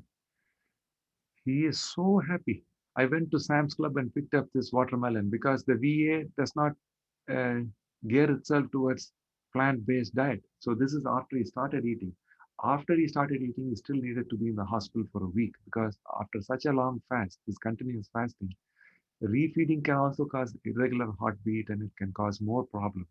So we had to closely observe him and get him through. And he is feeling so grateful for existing, for life itself. He was so ecstatic. And that is what is described as flow phenomenon. Mihai Csikszentmihalyi described this in 1975. For a tennis player, as I get more skill for 5 years, 10 years of training, if I play with somebody who doesn't play tennis, I feel bored. If I play with Roger Federer, I'm going to be so anxious that I don't make a fool of myself. So anxiety will be the main thing for half an hour. But if I play with somebody who's equally skilled and who I can really give my best tennis, then I may have a chance of entering flow. It doesn't happen all the time, but it may happen. So for experiencing flow, I have to have several years of training and I have to find the right opponent and get on a tennis court. No, we can experience this by doing nothing. That is what our friend is telling us. He did nothing, just drank water, sat around, kept smiling for 50 days. And he was not experiencing flow for 10 minutes last Tuesday like I did. He's experiencing flow for 7 days, 10 days, 20 days, 30 days. So again, still I'm not asking you to find flow by continuous fasting. But this is all that Mihai Csikszentmihalyi described. To enter flow, we have to challenge ourselves and find it interesting. So just sitting and reading a book is relaxing. Doing household chores is sometimes boring. Watching television leaves us even more bored and apathy is what they are talking about. Worries and anxiety, studying may leave us anxious, things like that. But in 1970s, Mihai Csikszentmihalyi did not have the reverse flow. Anybody wants to guess what will get us in reverse flow, which is worse than watching television? Anybody? Something that was not there in the 1970s? I'm just reversing that slide. Multitasking, negative emotions, lack of real friends, because we only have social media contacts who just give a thumbs up for whatever you post. And then working and not finding time to relax, less sleep, unhealthy eating habits. Social media itself is the biggest thing that we have to watch out for. And this can be so much more negative than anything that Mihai Csikszentmihalyi put together in that graph where he described every life activity in the 1970s. That's not 1,000 years ago. It's only a few decades earlier. So all this thing has changed in our lives recently. So now I'll go back again 2000 years. This says, அற்றதறிந்து கடைபிடித்து மாறல்ல தூய்க்கத்து வர பசித்து. Valluvar said 2000 years ago, recognize healthy foods and eat mindfully only when you are really, really, really hungry. This is what he's emphasizing 2000 years ago, not 2500. So that I request you to connect first with another concept, which is hunger, which is gratitude. நன்றி மறப்பது நன்றென்று நன்றல்லது அன்றே மறப்பது நன்று. Let this be the first thing. First move in gratitude to a deeper and deeper level. We went through so many levels of gratitude. Just saying thank you, experiencing thank you, and then feeling it at a deeper level before you even say it, and then your entire being becoming grateful. So here he says, be grateful for the good and learn to instantly forget all that is bad. So what will you be left with every moment, every day? Nothing bad about anything because you've forgotten anything that happened bad in your life. So this is what he wants us to move towards with that much level of gratitude. And then when we do that with that same eating, when we are really hungry a bit. So this gratitude helps us to connect with deeper and deeper levels of hunger. So once we do both, this is the same flow that our patient experienced for so many days, despite being handicapped in the hospital on medications. He was able to experience this. ஒளி ஒருவருக்குள்ள வெறுக்கை இலி ஒருவருக்கு இறந்து வாழ்தும் என. That means the highlight of life is being passionate. Thinking you can just exist is a disgrace to your existence itself. This is what he's encouraging us to explore. So when we are grateful and when we connect, the gratitude is the skill that we develop. Hunger is the challenge that we give ourselves. And directly we are in flow whenever we do this, any day, every day. While you're at work, while you're at home, you will find this flow happen more often. When I play tennis, I can get into flow 1 in 10 occasions. Every week that I go into flow, every week I go into a 24-hour fast, I'm all the time in flow. I'm so much more grateful for being alive. Hunger, I cannot yet become grateful. My body still wants food. So I'm still feeling cold, but the world is not shaking anymore. I'm more naturally able to move into ketosis. But that gratitude becomes so much more when I am fasting. Mahatma Gandhi said, there is no prayer without fasting, no real fast without prayer. God comes to you, to the hungry, in the form of food. So all the learning that we accumulate over generations and gives us power and wealth and skills and habits is different from the self-inquiry that I invite you to do with this gratitude and with this fasting. This is unlearning of everything that we have learned in our life. And for anybody and everybody, wherever we are in our journey of life, this starts from zero every morning we wake up. If we cannot smile today, then whatever fasting and hunger and meditation and whatever we learned yesterday is of waste. Today we have to be able to find enough gratitude to smile. And that is the real way to find fulfillment. And this gives us, I would say, 100 times the resilience that is needed to cope with whatever life may throw at us. So I am going to leave you with this hunger gratitude diet. So once you're fasting, but once you eat the other 6 days, what should you eat? You should eat with family or friends whenever you can, at least a couple of times a week, a home prepared meal. And any meal, spend 20 minutes with whatever meal you choose to have. That let it be time with yourself if you can't have it with friends and family. Take time to chew the food. Really, there is no drinks that we need. A little bit of tea and coffee actually is helpful for the heart. If you ask about any alcohol, I showed you a slide where it said wine may be anti-inflammatory. If you ask me personally, I've given that up also in the last few years. I believe any drink is unhealthy. Water is the best. A little bit of tea and coffee may be fine, may be good also for the heart. One drink a day. And then snacks, that word itself, if we can erase, because that snack, that word doesn't mean eating this or eating that. To me, it means just doing something else where our attention is and we are just getting some food in our body. And that is against hunger gratitude experience. That's the reason I'm against snacking. Minimize processed foods completely, and then added sugar and any oil, including olive oil, is the fat. So we want to minimize that. And this is a trend that is needing to be looked at. People just don't find the energy or the interest to cook at home. Anybody else, when they prepare the food for us, they're doing it as a business. Remember that if you cook for yourself, then it's not a business. You're doing it for your health. And when you go to shop, grocery shopping, 10% is healthy. Remember that 10%. 90%, unfortunately, is unhealthy. But you have to remember when you go and pay for it, how much of the unhealthy things you're picking up. Pick up the fruits and vegetables which have plenty of fiber. Pick up whole grain bread, multigrain, brown rice, quinoa, these things, and learn to acquire good taste for it. Every time you have a meal, the plate should be colorful. More color, that means there is more healthy things. Okay?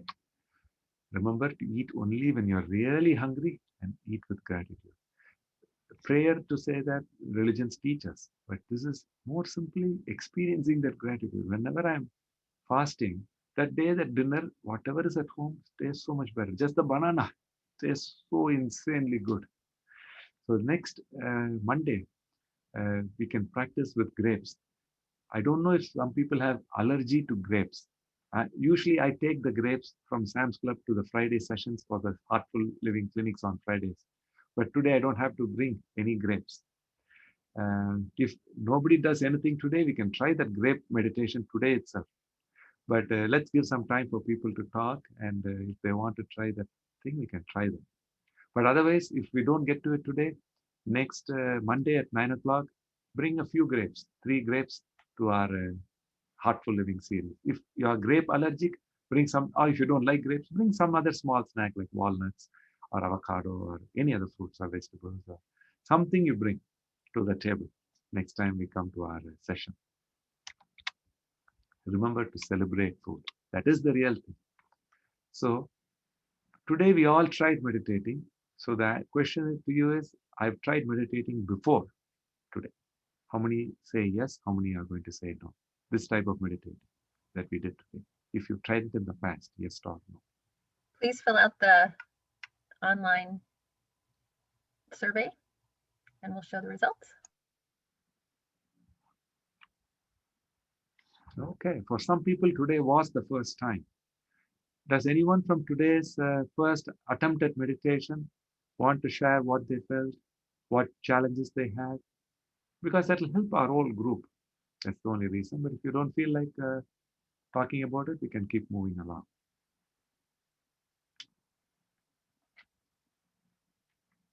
We still have 20 minutes. I'm nearly done. Yes, I can share on that. My biggest challenge is making it a daily practice. So I can get started and then, I get busy and I just forget about it for a while. And so that's my biggest challenge. Sure. So, excellent. I don't meditate every day. If you think it helps you, you do it. If you don't do it. And this is a simple tool that we continue to teach, and I believe this has been there for several thousand years. And it's a simple way of silence, what should I say, experiencing the silence. That's what this meditating is. As far as the body is concerned, the same silence, same meditation, we are automatically giving the body when we don't put food in the body. It does its work like normal right after a meal. But after 4 hours, when there is no food in the stomach, it's already going to ask, put something in me. And if you don't put some food in the body and you keep working, it's going to use the liver stores for another 8 hours, 10 hours.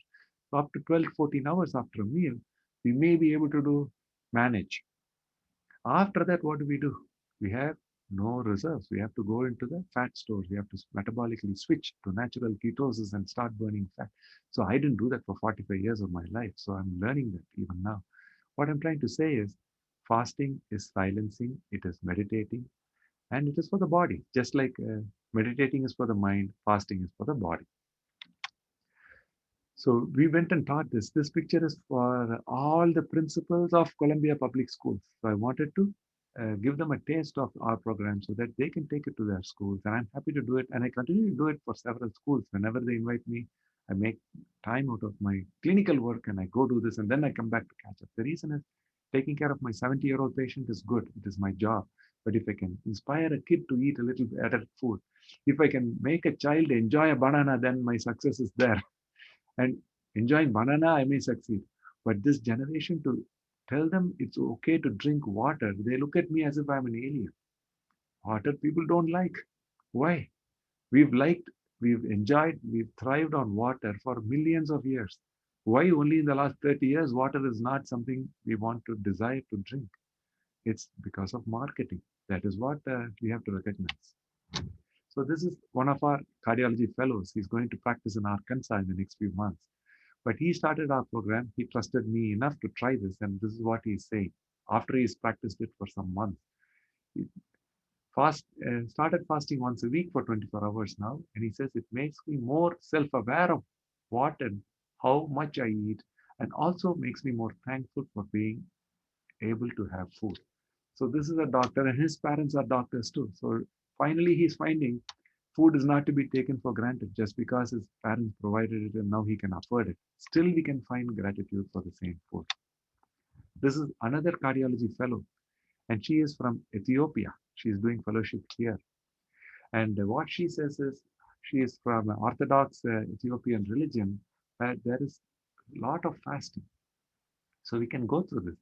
Around the age of 7, she started fasting. On average, 2/3 of the year they fast. During this time, we are vegan and we eat we only start eating at 12 p.m. Until 8 p.m. they may have. So this is what we call interval eating habits.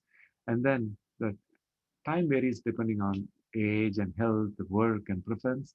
But fasting season is difficult only for the first 2 weeks when it starts. But after that, it is the easiest diet to follow. It is also the healthiest, I feel. I have more energy and I'm more productive. So this is what she is telling us. This is another fellow. This discussion we'll keep it for next week. My experience with high intensity interval training at Orange Theory was one of the best. The goal is to get to 80% of your maximum predicted heart rate combined with a fast recovery to your baseline heart rate. My endurance has significantly improved with this type of fitness training. So fitness is what we're going to talk about next week. This is a cardiology fellow who plays a lot of tennis. So I knew him from high school days. Now he went to medical school in Kansas and he came back for residency and fellowship here at MU. And now he's going to work in Cleveland. He's going to start this summer. So he has learned from our program various types of fasting, 20 hours of fasting or 16 hours of fasting. I find that during the fasting hours, my attention span, alertness, and caffeine intake were substantially improved. So smiling is a self-inquiry based multi-generational involvement in lifestyle enhancement. What we request is not only our friends who are here, involve your families, involve your children, involve your grandchildren above the age of 10 years, so that everybody can adopt more healthier, meaningful, holistic ways of living. So for that, I invited you to check out our discussions at highlifejourney.org. And this is the summary of how our program works. So we start with self-inquiry.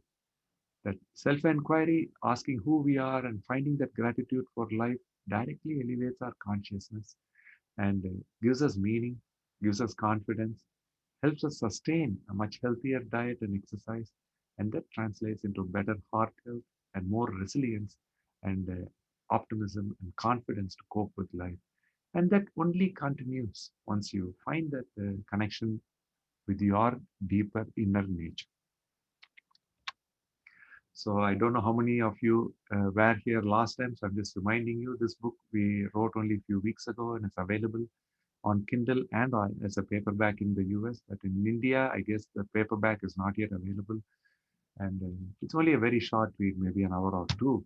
And it talks about how we can connect more meaningfully, directly with hunger itself. So I think we've come to today's end of our discussion. So this is what I would say. This is even more, the grains have moved up more than the Mediterranean diet that I showed you. So if we can eat, snack, and think and dream this lowest, the biggest chunk, we'll be in very, very good shape. But obviously, we cannot survive just on this because we'll be too hungry. Do you know who survived just on this lowest rung? Anybody can guess? Some of our colleagues, monkeys, they are the closest in the animal kingdom to us. They survive mostly on this type of diet, just fruits and vegetables. Not vegetables, to mostly fruits and nuts and things. But what happens is 8 hours of the day, 10 hours of the day, they are munching, eating. Same thing with the grass eating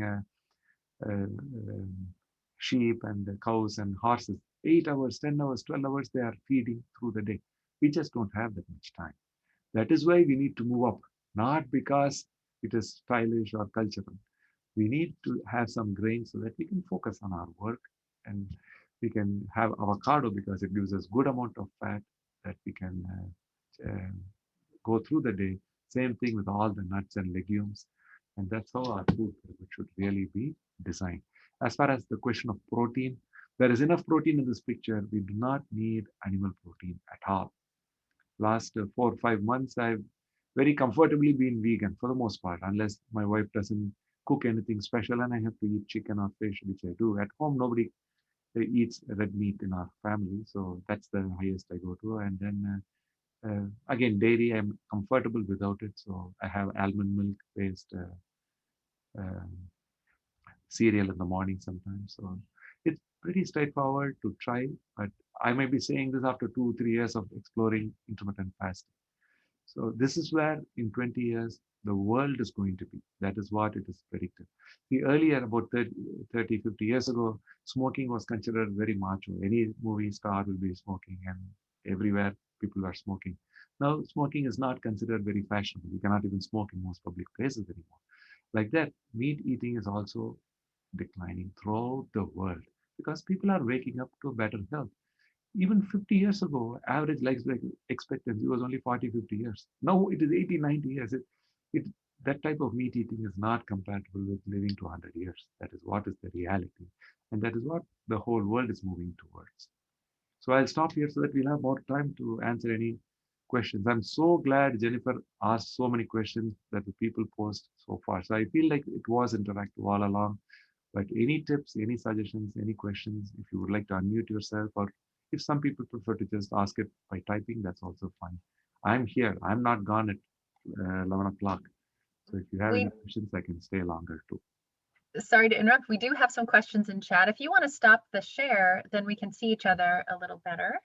Dr. Chakalingam. Great. Let's see. Let me see where we picked up.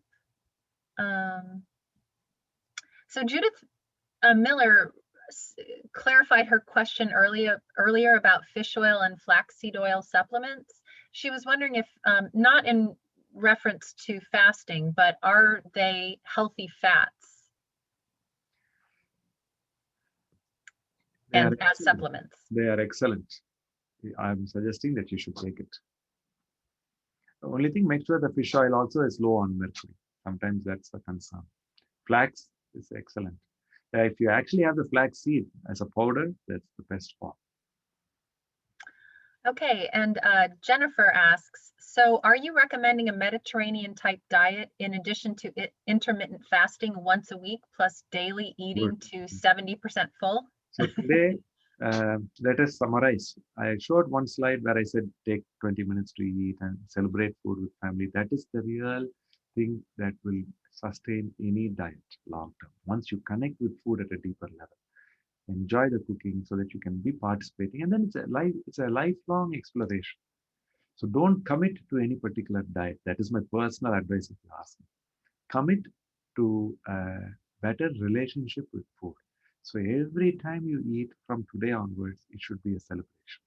If we are not celebrating food, if we are too busy, then find ways by next week or another month that your life pace comes down a little bit so you can celebrate the food. So my thing is, I'm only interested in your health and your wellness. So I will come and again and ask, are you really celebrating food? Once you celebrate food and connect with the what type of fasting, people may ask, celebrating means eating more. It is not in quantity.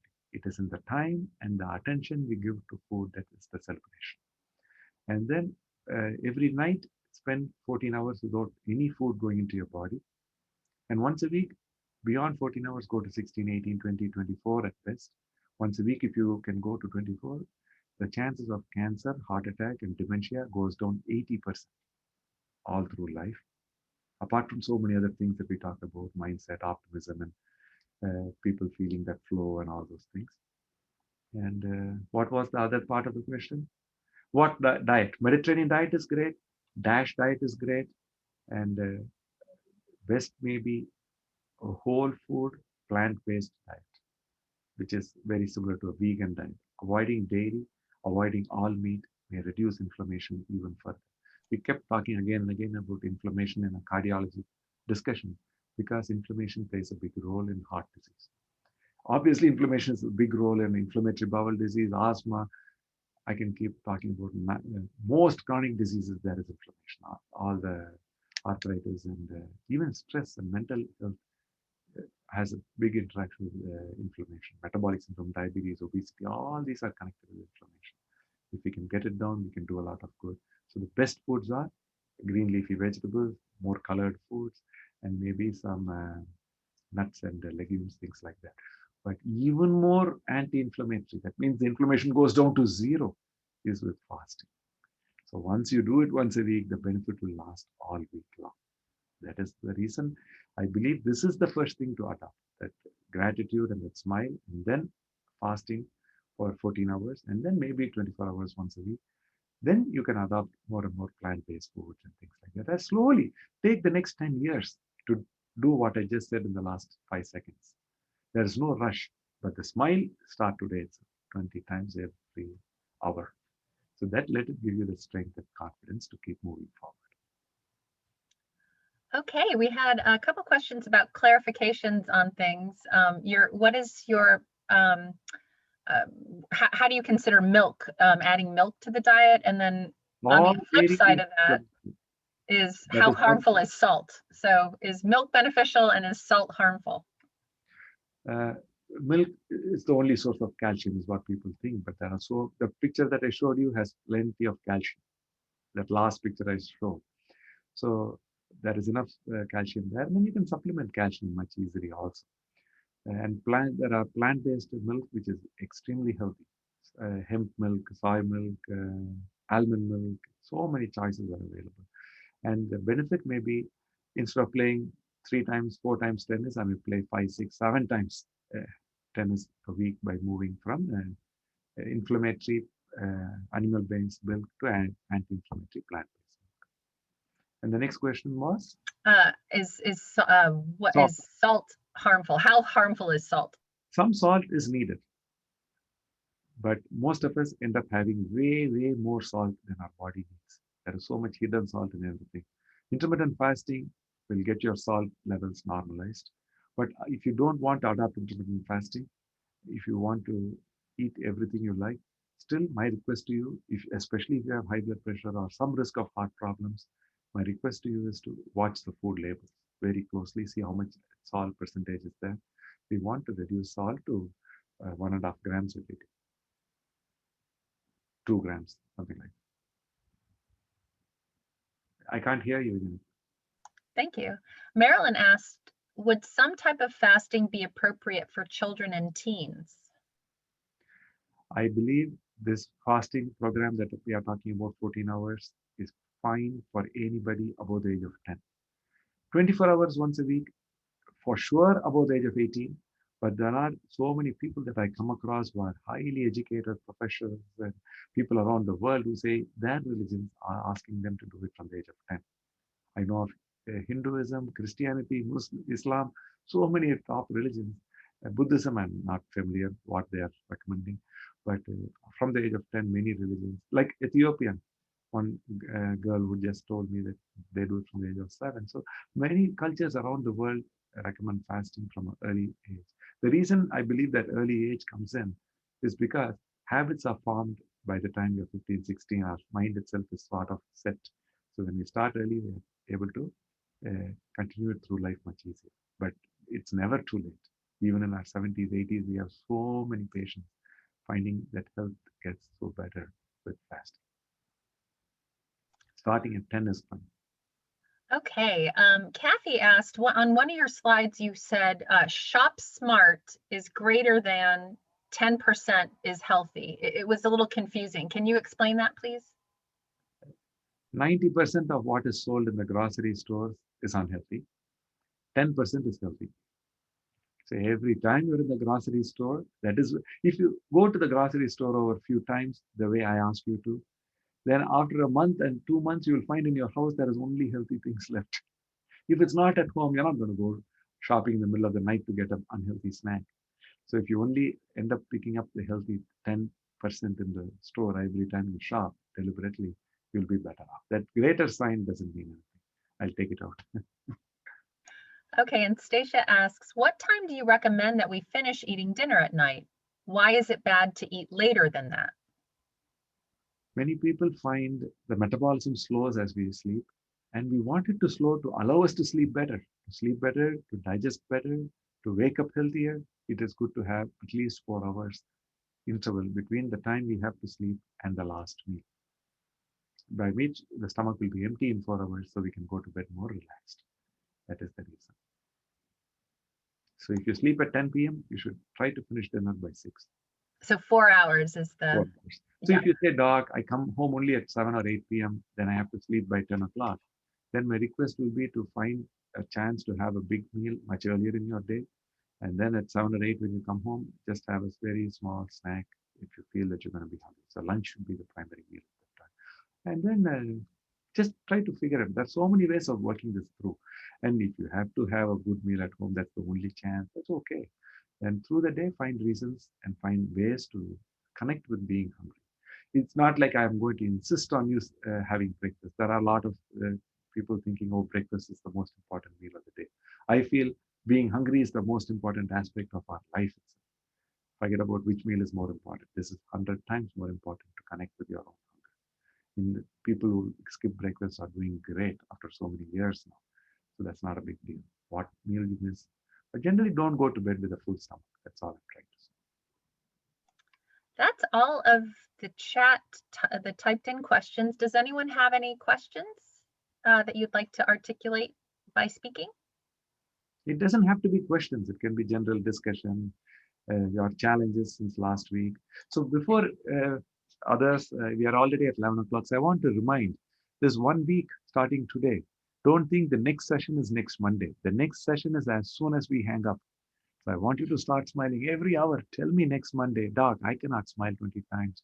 But earlier people used to say that because they felt silly. But now you are inside a mask. Nobody knows that you're smiling. So I really invite you to keep smiling 20 times every hour. And if somebody asks you, tell them to come next Monday and figure out why. Because next week we'll talk about how exercise will be helping us in our self-inquiry and how to embrace exercise in a more natural way. So try whatever you can. If you already exercise, try to smile and exercise. And also, if you can do a little bit of fasting and 10 minutes of meditation, I really appreciate you bringing your story, what you are trying differently every day, starting today. My invitation is all through life, let us learn something new. Not about the outside world. Sometimes that's not very encouraging. Let us discover something new within ourselves and learn our body, our mind a little better. And if we start with a smile, only things that we will find about ourselves will be amazingly optimistic outlook. If we don't start with that smile and we start searching, then we'll find, oh, my back is not good. It's not going to let me win a tennis match. But if we start with a smile, it will tell me, I have a bad back today, but still, even if I don't win, I'll come home after having a good fun tennis match. So the way we reframe our history and our story and our life and the adventure that life is will be a little better if we start with that smile. But the learning every day, exploring and finding and unlearning or learning, whichever word you use, is the same thing. So I invite you to engage in this journey. I'm here. As long as you have questions, I'm happy to answer. So, Anand, I have a question. Is fasting on a daily basis, like you are recommending 14 hours, but if we go longer than 14 hours on a regular basis, like say 16 or 18 hours, is that more beneficial than 14 hour? Yogis eat only 1 meal a day is what there is a saying. So I've heard of many people having only 1 meal every day. So that means 23-hour fast they are doing, and they've done it for several years. So basically, eating is a form of getting enough nourishment to the body. If Yes. your body is able to get it in 1 meal, that is fine. My body protests when I don't give it enough food. But I've learned to live with that protest, that's all. So if you can go for 18 or 20 hours and sustain it for months or years, and you feel that same level of optimism and energy and happiness in life, then that's fine. But don't let your BMI drop below 22. If you get to 21, then you should back off on the fast. Up to that But point, is it going to cause more, is it going to help with fat loss more yes. than compared to say 14-hour fast? Definitely, it will. The challenge is when we put less food in the body's metabolic rate also continues to go down. The body has its own ways of fighting back against fasting. So when the metabolic rate goes down, the only way we can bring the metabolic rate up is by more exercise. So if you are in the vision of losing some more weight, My suggestion will be to smile some more, because that smiling relaxes and reduces stress hormones. That's the first thing. And then increase the exercise, which is walking 30 minutes every day, and then a couple of times a week doing weight intensity resistance training. When we start building some muscle tone, muscle bulk, losing weight becomes so much more easier. And next week we'll talk some more about it. But fasted exercise is insanely good way for Hollywood stars to build that muscle for their next movie. They do that. So if you're fasting for 14 hours overnight, at the end of the 13th hour, if you start the 30-minute walk, then that fasted exercise is beautiful, because already the body is getting into ketosis. Yes. When we are exercising in ketosis, we are burning only that fuel, and the body gets that much more confident about its ability to metabolically switch. So it learns so well that it will continue that process for years. For it to continue it for years, you have to remember to smile. So in this process, we are talking about 3 or 4 different things. One is smiling, second is exercising, third is fasting, and doing it all at the same time. So in the morning, when you wake up after a 14-hour fast and you're smiling and exercising for 30 minutes or weight training, that's the ideal way to do it. But if you can do it after 18 hours or 20 hours of fast and still do it safely without feeling dizzy or hurting yourself, you'll be burning even more calories. Thank you. We did have one question in the chat. Judith noticed that you didn't have any dairy on your food chart. What about cheese and cottage cheese? They are also part of dairy, so we want to minimize that, because they are also same. Animal products end up increasing inflammation in our body. That's what newer evidence is suggesting. So if we have totally healthy, then you're okay. But if you're trying to lose weight, or if you want to reduce inflammation, or there is a family history of heart disease, there are so many people who are vegetarian, who are vegan in India. And heart disease, India is the capital. So the reason for that may be more amount of cheese and ghee, and which is refined butter, and then milk products. That's what could be the problem for many of the highest risk we see in India. So as a heart doctor, my suggestion would be to explore other options, where you, instead of cheese, if you can go to tofu, you'll be better off. So things like that, slowly you can try exploring, cutting down on the fat content and the dairy content. All right, any other questions? If not, we will reconvene in 1 week, but I liked how Dr. Chakalingam said, well, your next session is not in 1 week, it's right when you get off the Zoom and try some of these things. So thank you, Dr. Chakalingam. You're just getting some notes about thank you, and see you next week. Thoroughly enjoyed this session today. And if you have any suggestions how we can make it better, I'm happy to hang around a little longer, but those who have to leave, you're most welcome to leave. I'll see you all next week, but I'm here in case someone wants to chat in private, or whatever you would like to give by way of suggestions, because I'm learning how to make this programming more effective for you through the computer. So I'm open to any ideas you may bring today.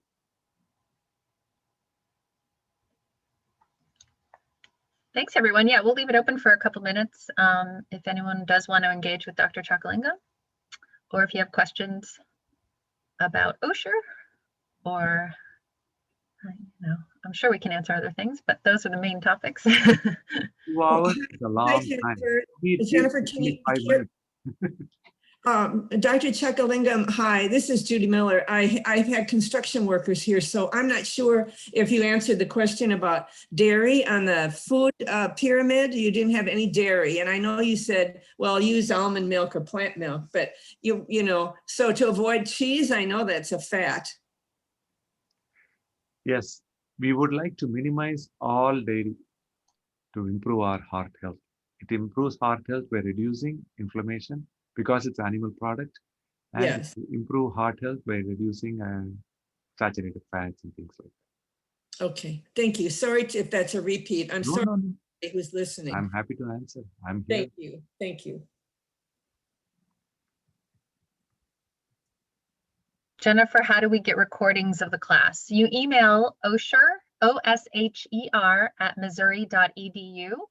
Or we also have a second one, OSHER at mizzou.edu. Both of those go to the same inbox. If you just email us, we will share those links. You know, now that I think about it, we might be able to share those on our course documents page now as well, because these are open, essentially open to the public, because there's no fee associated with it. So yeah. Long term, if you go to highlifejourney.org, the prior series of 8 weeks that we did in June and July, and then we did an advanced Heartful Living series, which covers some more of the mindfulness aspects and how we can engage with better diets and a little more advanced than for the beginners. All that is freely available for anybody at High Life Journey. And it's High Life Journey is HILIFE journey.org. Is that correct? Correct. Yeah. And if you go in there and register yourself, answer the first few questions, then you'll see prior meetings, then you'll see all these things in clusters. So you can watch all those videos. And even today's sessions, we'll hopefully post it there for future use also.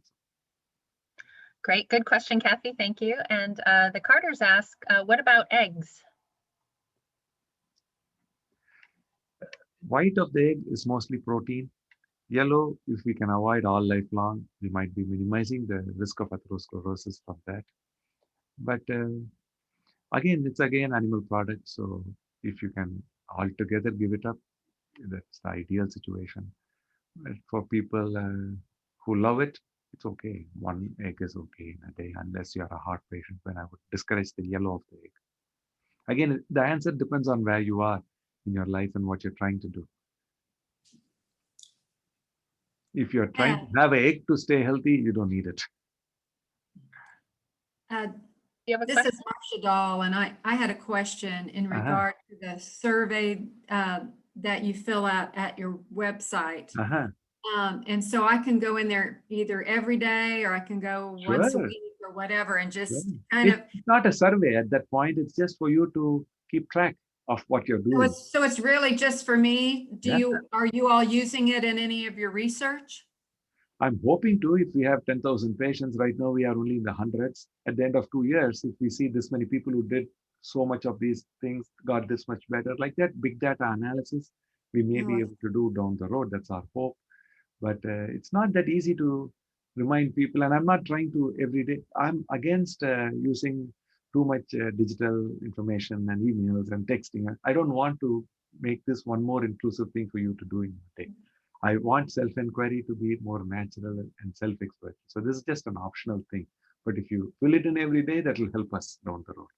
But I'm not going to insist or request it. It's just that I feel people have too many things to do already. I want this to be out of their natural intuitiveness, the self-exploration. Doing it online will definitely help us to track the progress of our. Quick question in regard to that. I didn't notice it, but I've only filled it out twice or 3 times now. I don't know. Can I go back to see what my first questions were? At the end of 3 months, it will automatically invite you to redo the survey. Oh, Before that, there may not be any easy way for us to look at your full. Oh, okay. Okay. All right. Thank you. Set it up like that. We just said, because we don't want you to be seeing that and biasing it at 3 months. We want you to, by 3 months, you would have forgotten whatever you answered. We are hoping by 3 months, your mind will be in a more optimistic and more positive and more confident state. And that's what has happened with so many of our patients. We just didn't keep track of their mental well-being and resilience over the last 5 years. I just was focused on their heart health. But this website may give us more insight into how we are impacting the mind.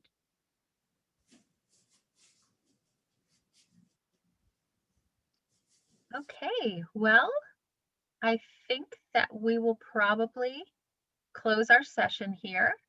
If everyone has asked what they would like. Any other questions or comments for Dr. Chakalingam? How can we make this more fun next Monday? Dr. Chakalingam's asking you, what can we do to make this more fun? My dad was here last Monday. He said, I don't know if he's here today, but he said, you have to say some jokes. You have to get people to laugh. But I don't have, I have only 5 minutes Jennifer gives me between 9 and 11. I don't have time to make it more fun, but I hope it was useful. You could bring your puppy. That would make it happier. Yeah, I'll do that. Yeah. He's made my life so much more happier. I'm going to recommend everybody get a 2-month-old puppy. But it's pretty challenging also. I mean, my wife, my daughter, my son, all of us participate, so it's okay. But otherwise, they can be pretty demanding with the keeping the house clean and tidy at that stage. But we all love him to death. The Matthews asked one additional question. From what do we get the required fat? Yes, from avocado and all the nuts. That is the best source. And then you should also party if you think red meat is good, chicken is good, yellow of the egg is good, oil, whatever, fried food. All these things you should have. I'm not saying give up those foods. If you have it once a week, you'll get enough fat for a whole week.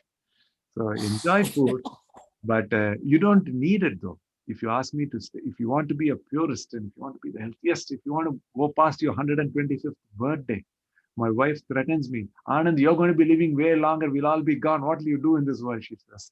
That's not my aim. But you don't need these type of unhealthy fats to stay healthy. And if people are on the bigger side, they need to lose some weight.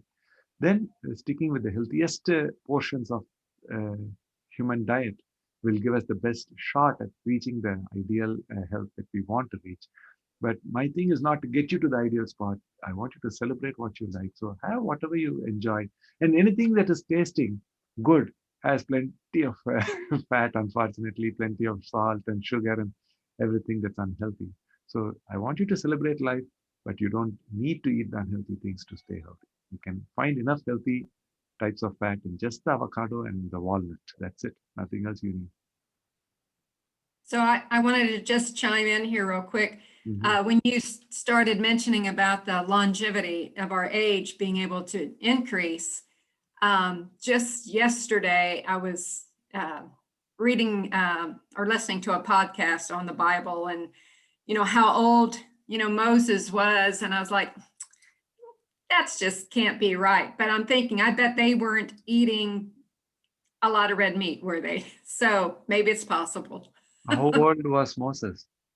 I don't remember. Hundreds of years old. In Indian tradition also, for yogis and people who meditate a lot, they just meditate. They don't put food in their body. They're all so thin. And it's just a tradition. And they're supposed to live for several years, beyond 100 years, 120, 130 years. That's what they say. They even forget how old they are after a point. They just don't, they are in that much meditation. I mean, all that is a different thing. But what we are finding is in day-to-day life, doing everything we want to do, we can still become so healthy. That is what our program is showing everybody without worrying about eating this or giving that up. So today's discussion says you eat any diet you like, but just give a 24-hour interval once a week to whatever you're doing. Slowly adopt more and more healthier things if you can. Okay, well, thank you so much, everyone. Thank you, Dr. Chakalingam. Thank you, Walker. And we will see you next week. Wish you a healthy week. Thanks, everybody. Thank you. Have a wonderful week. Goodbye.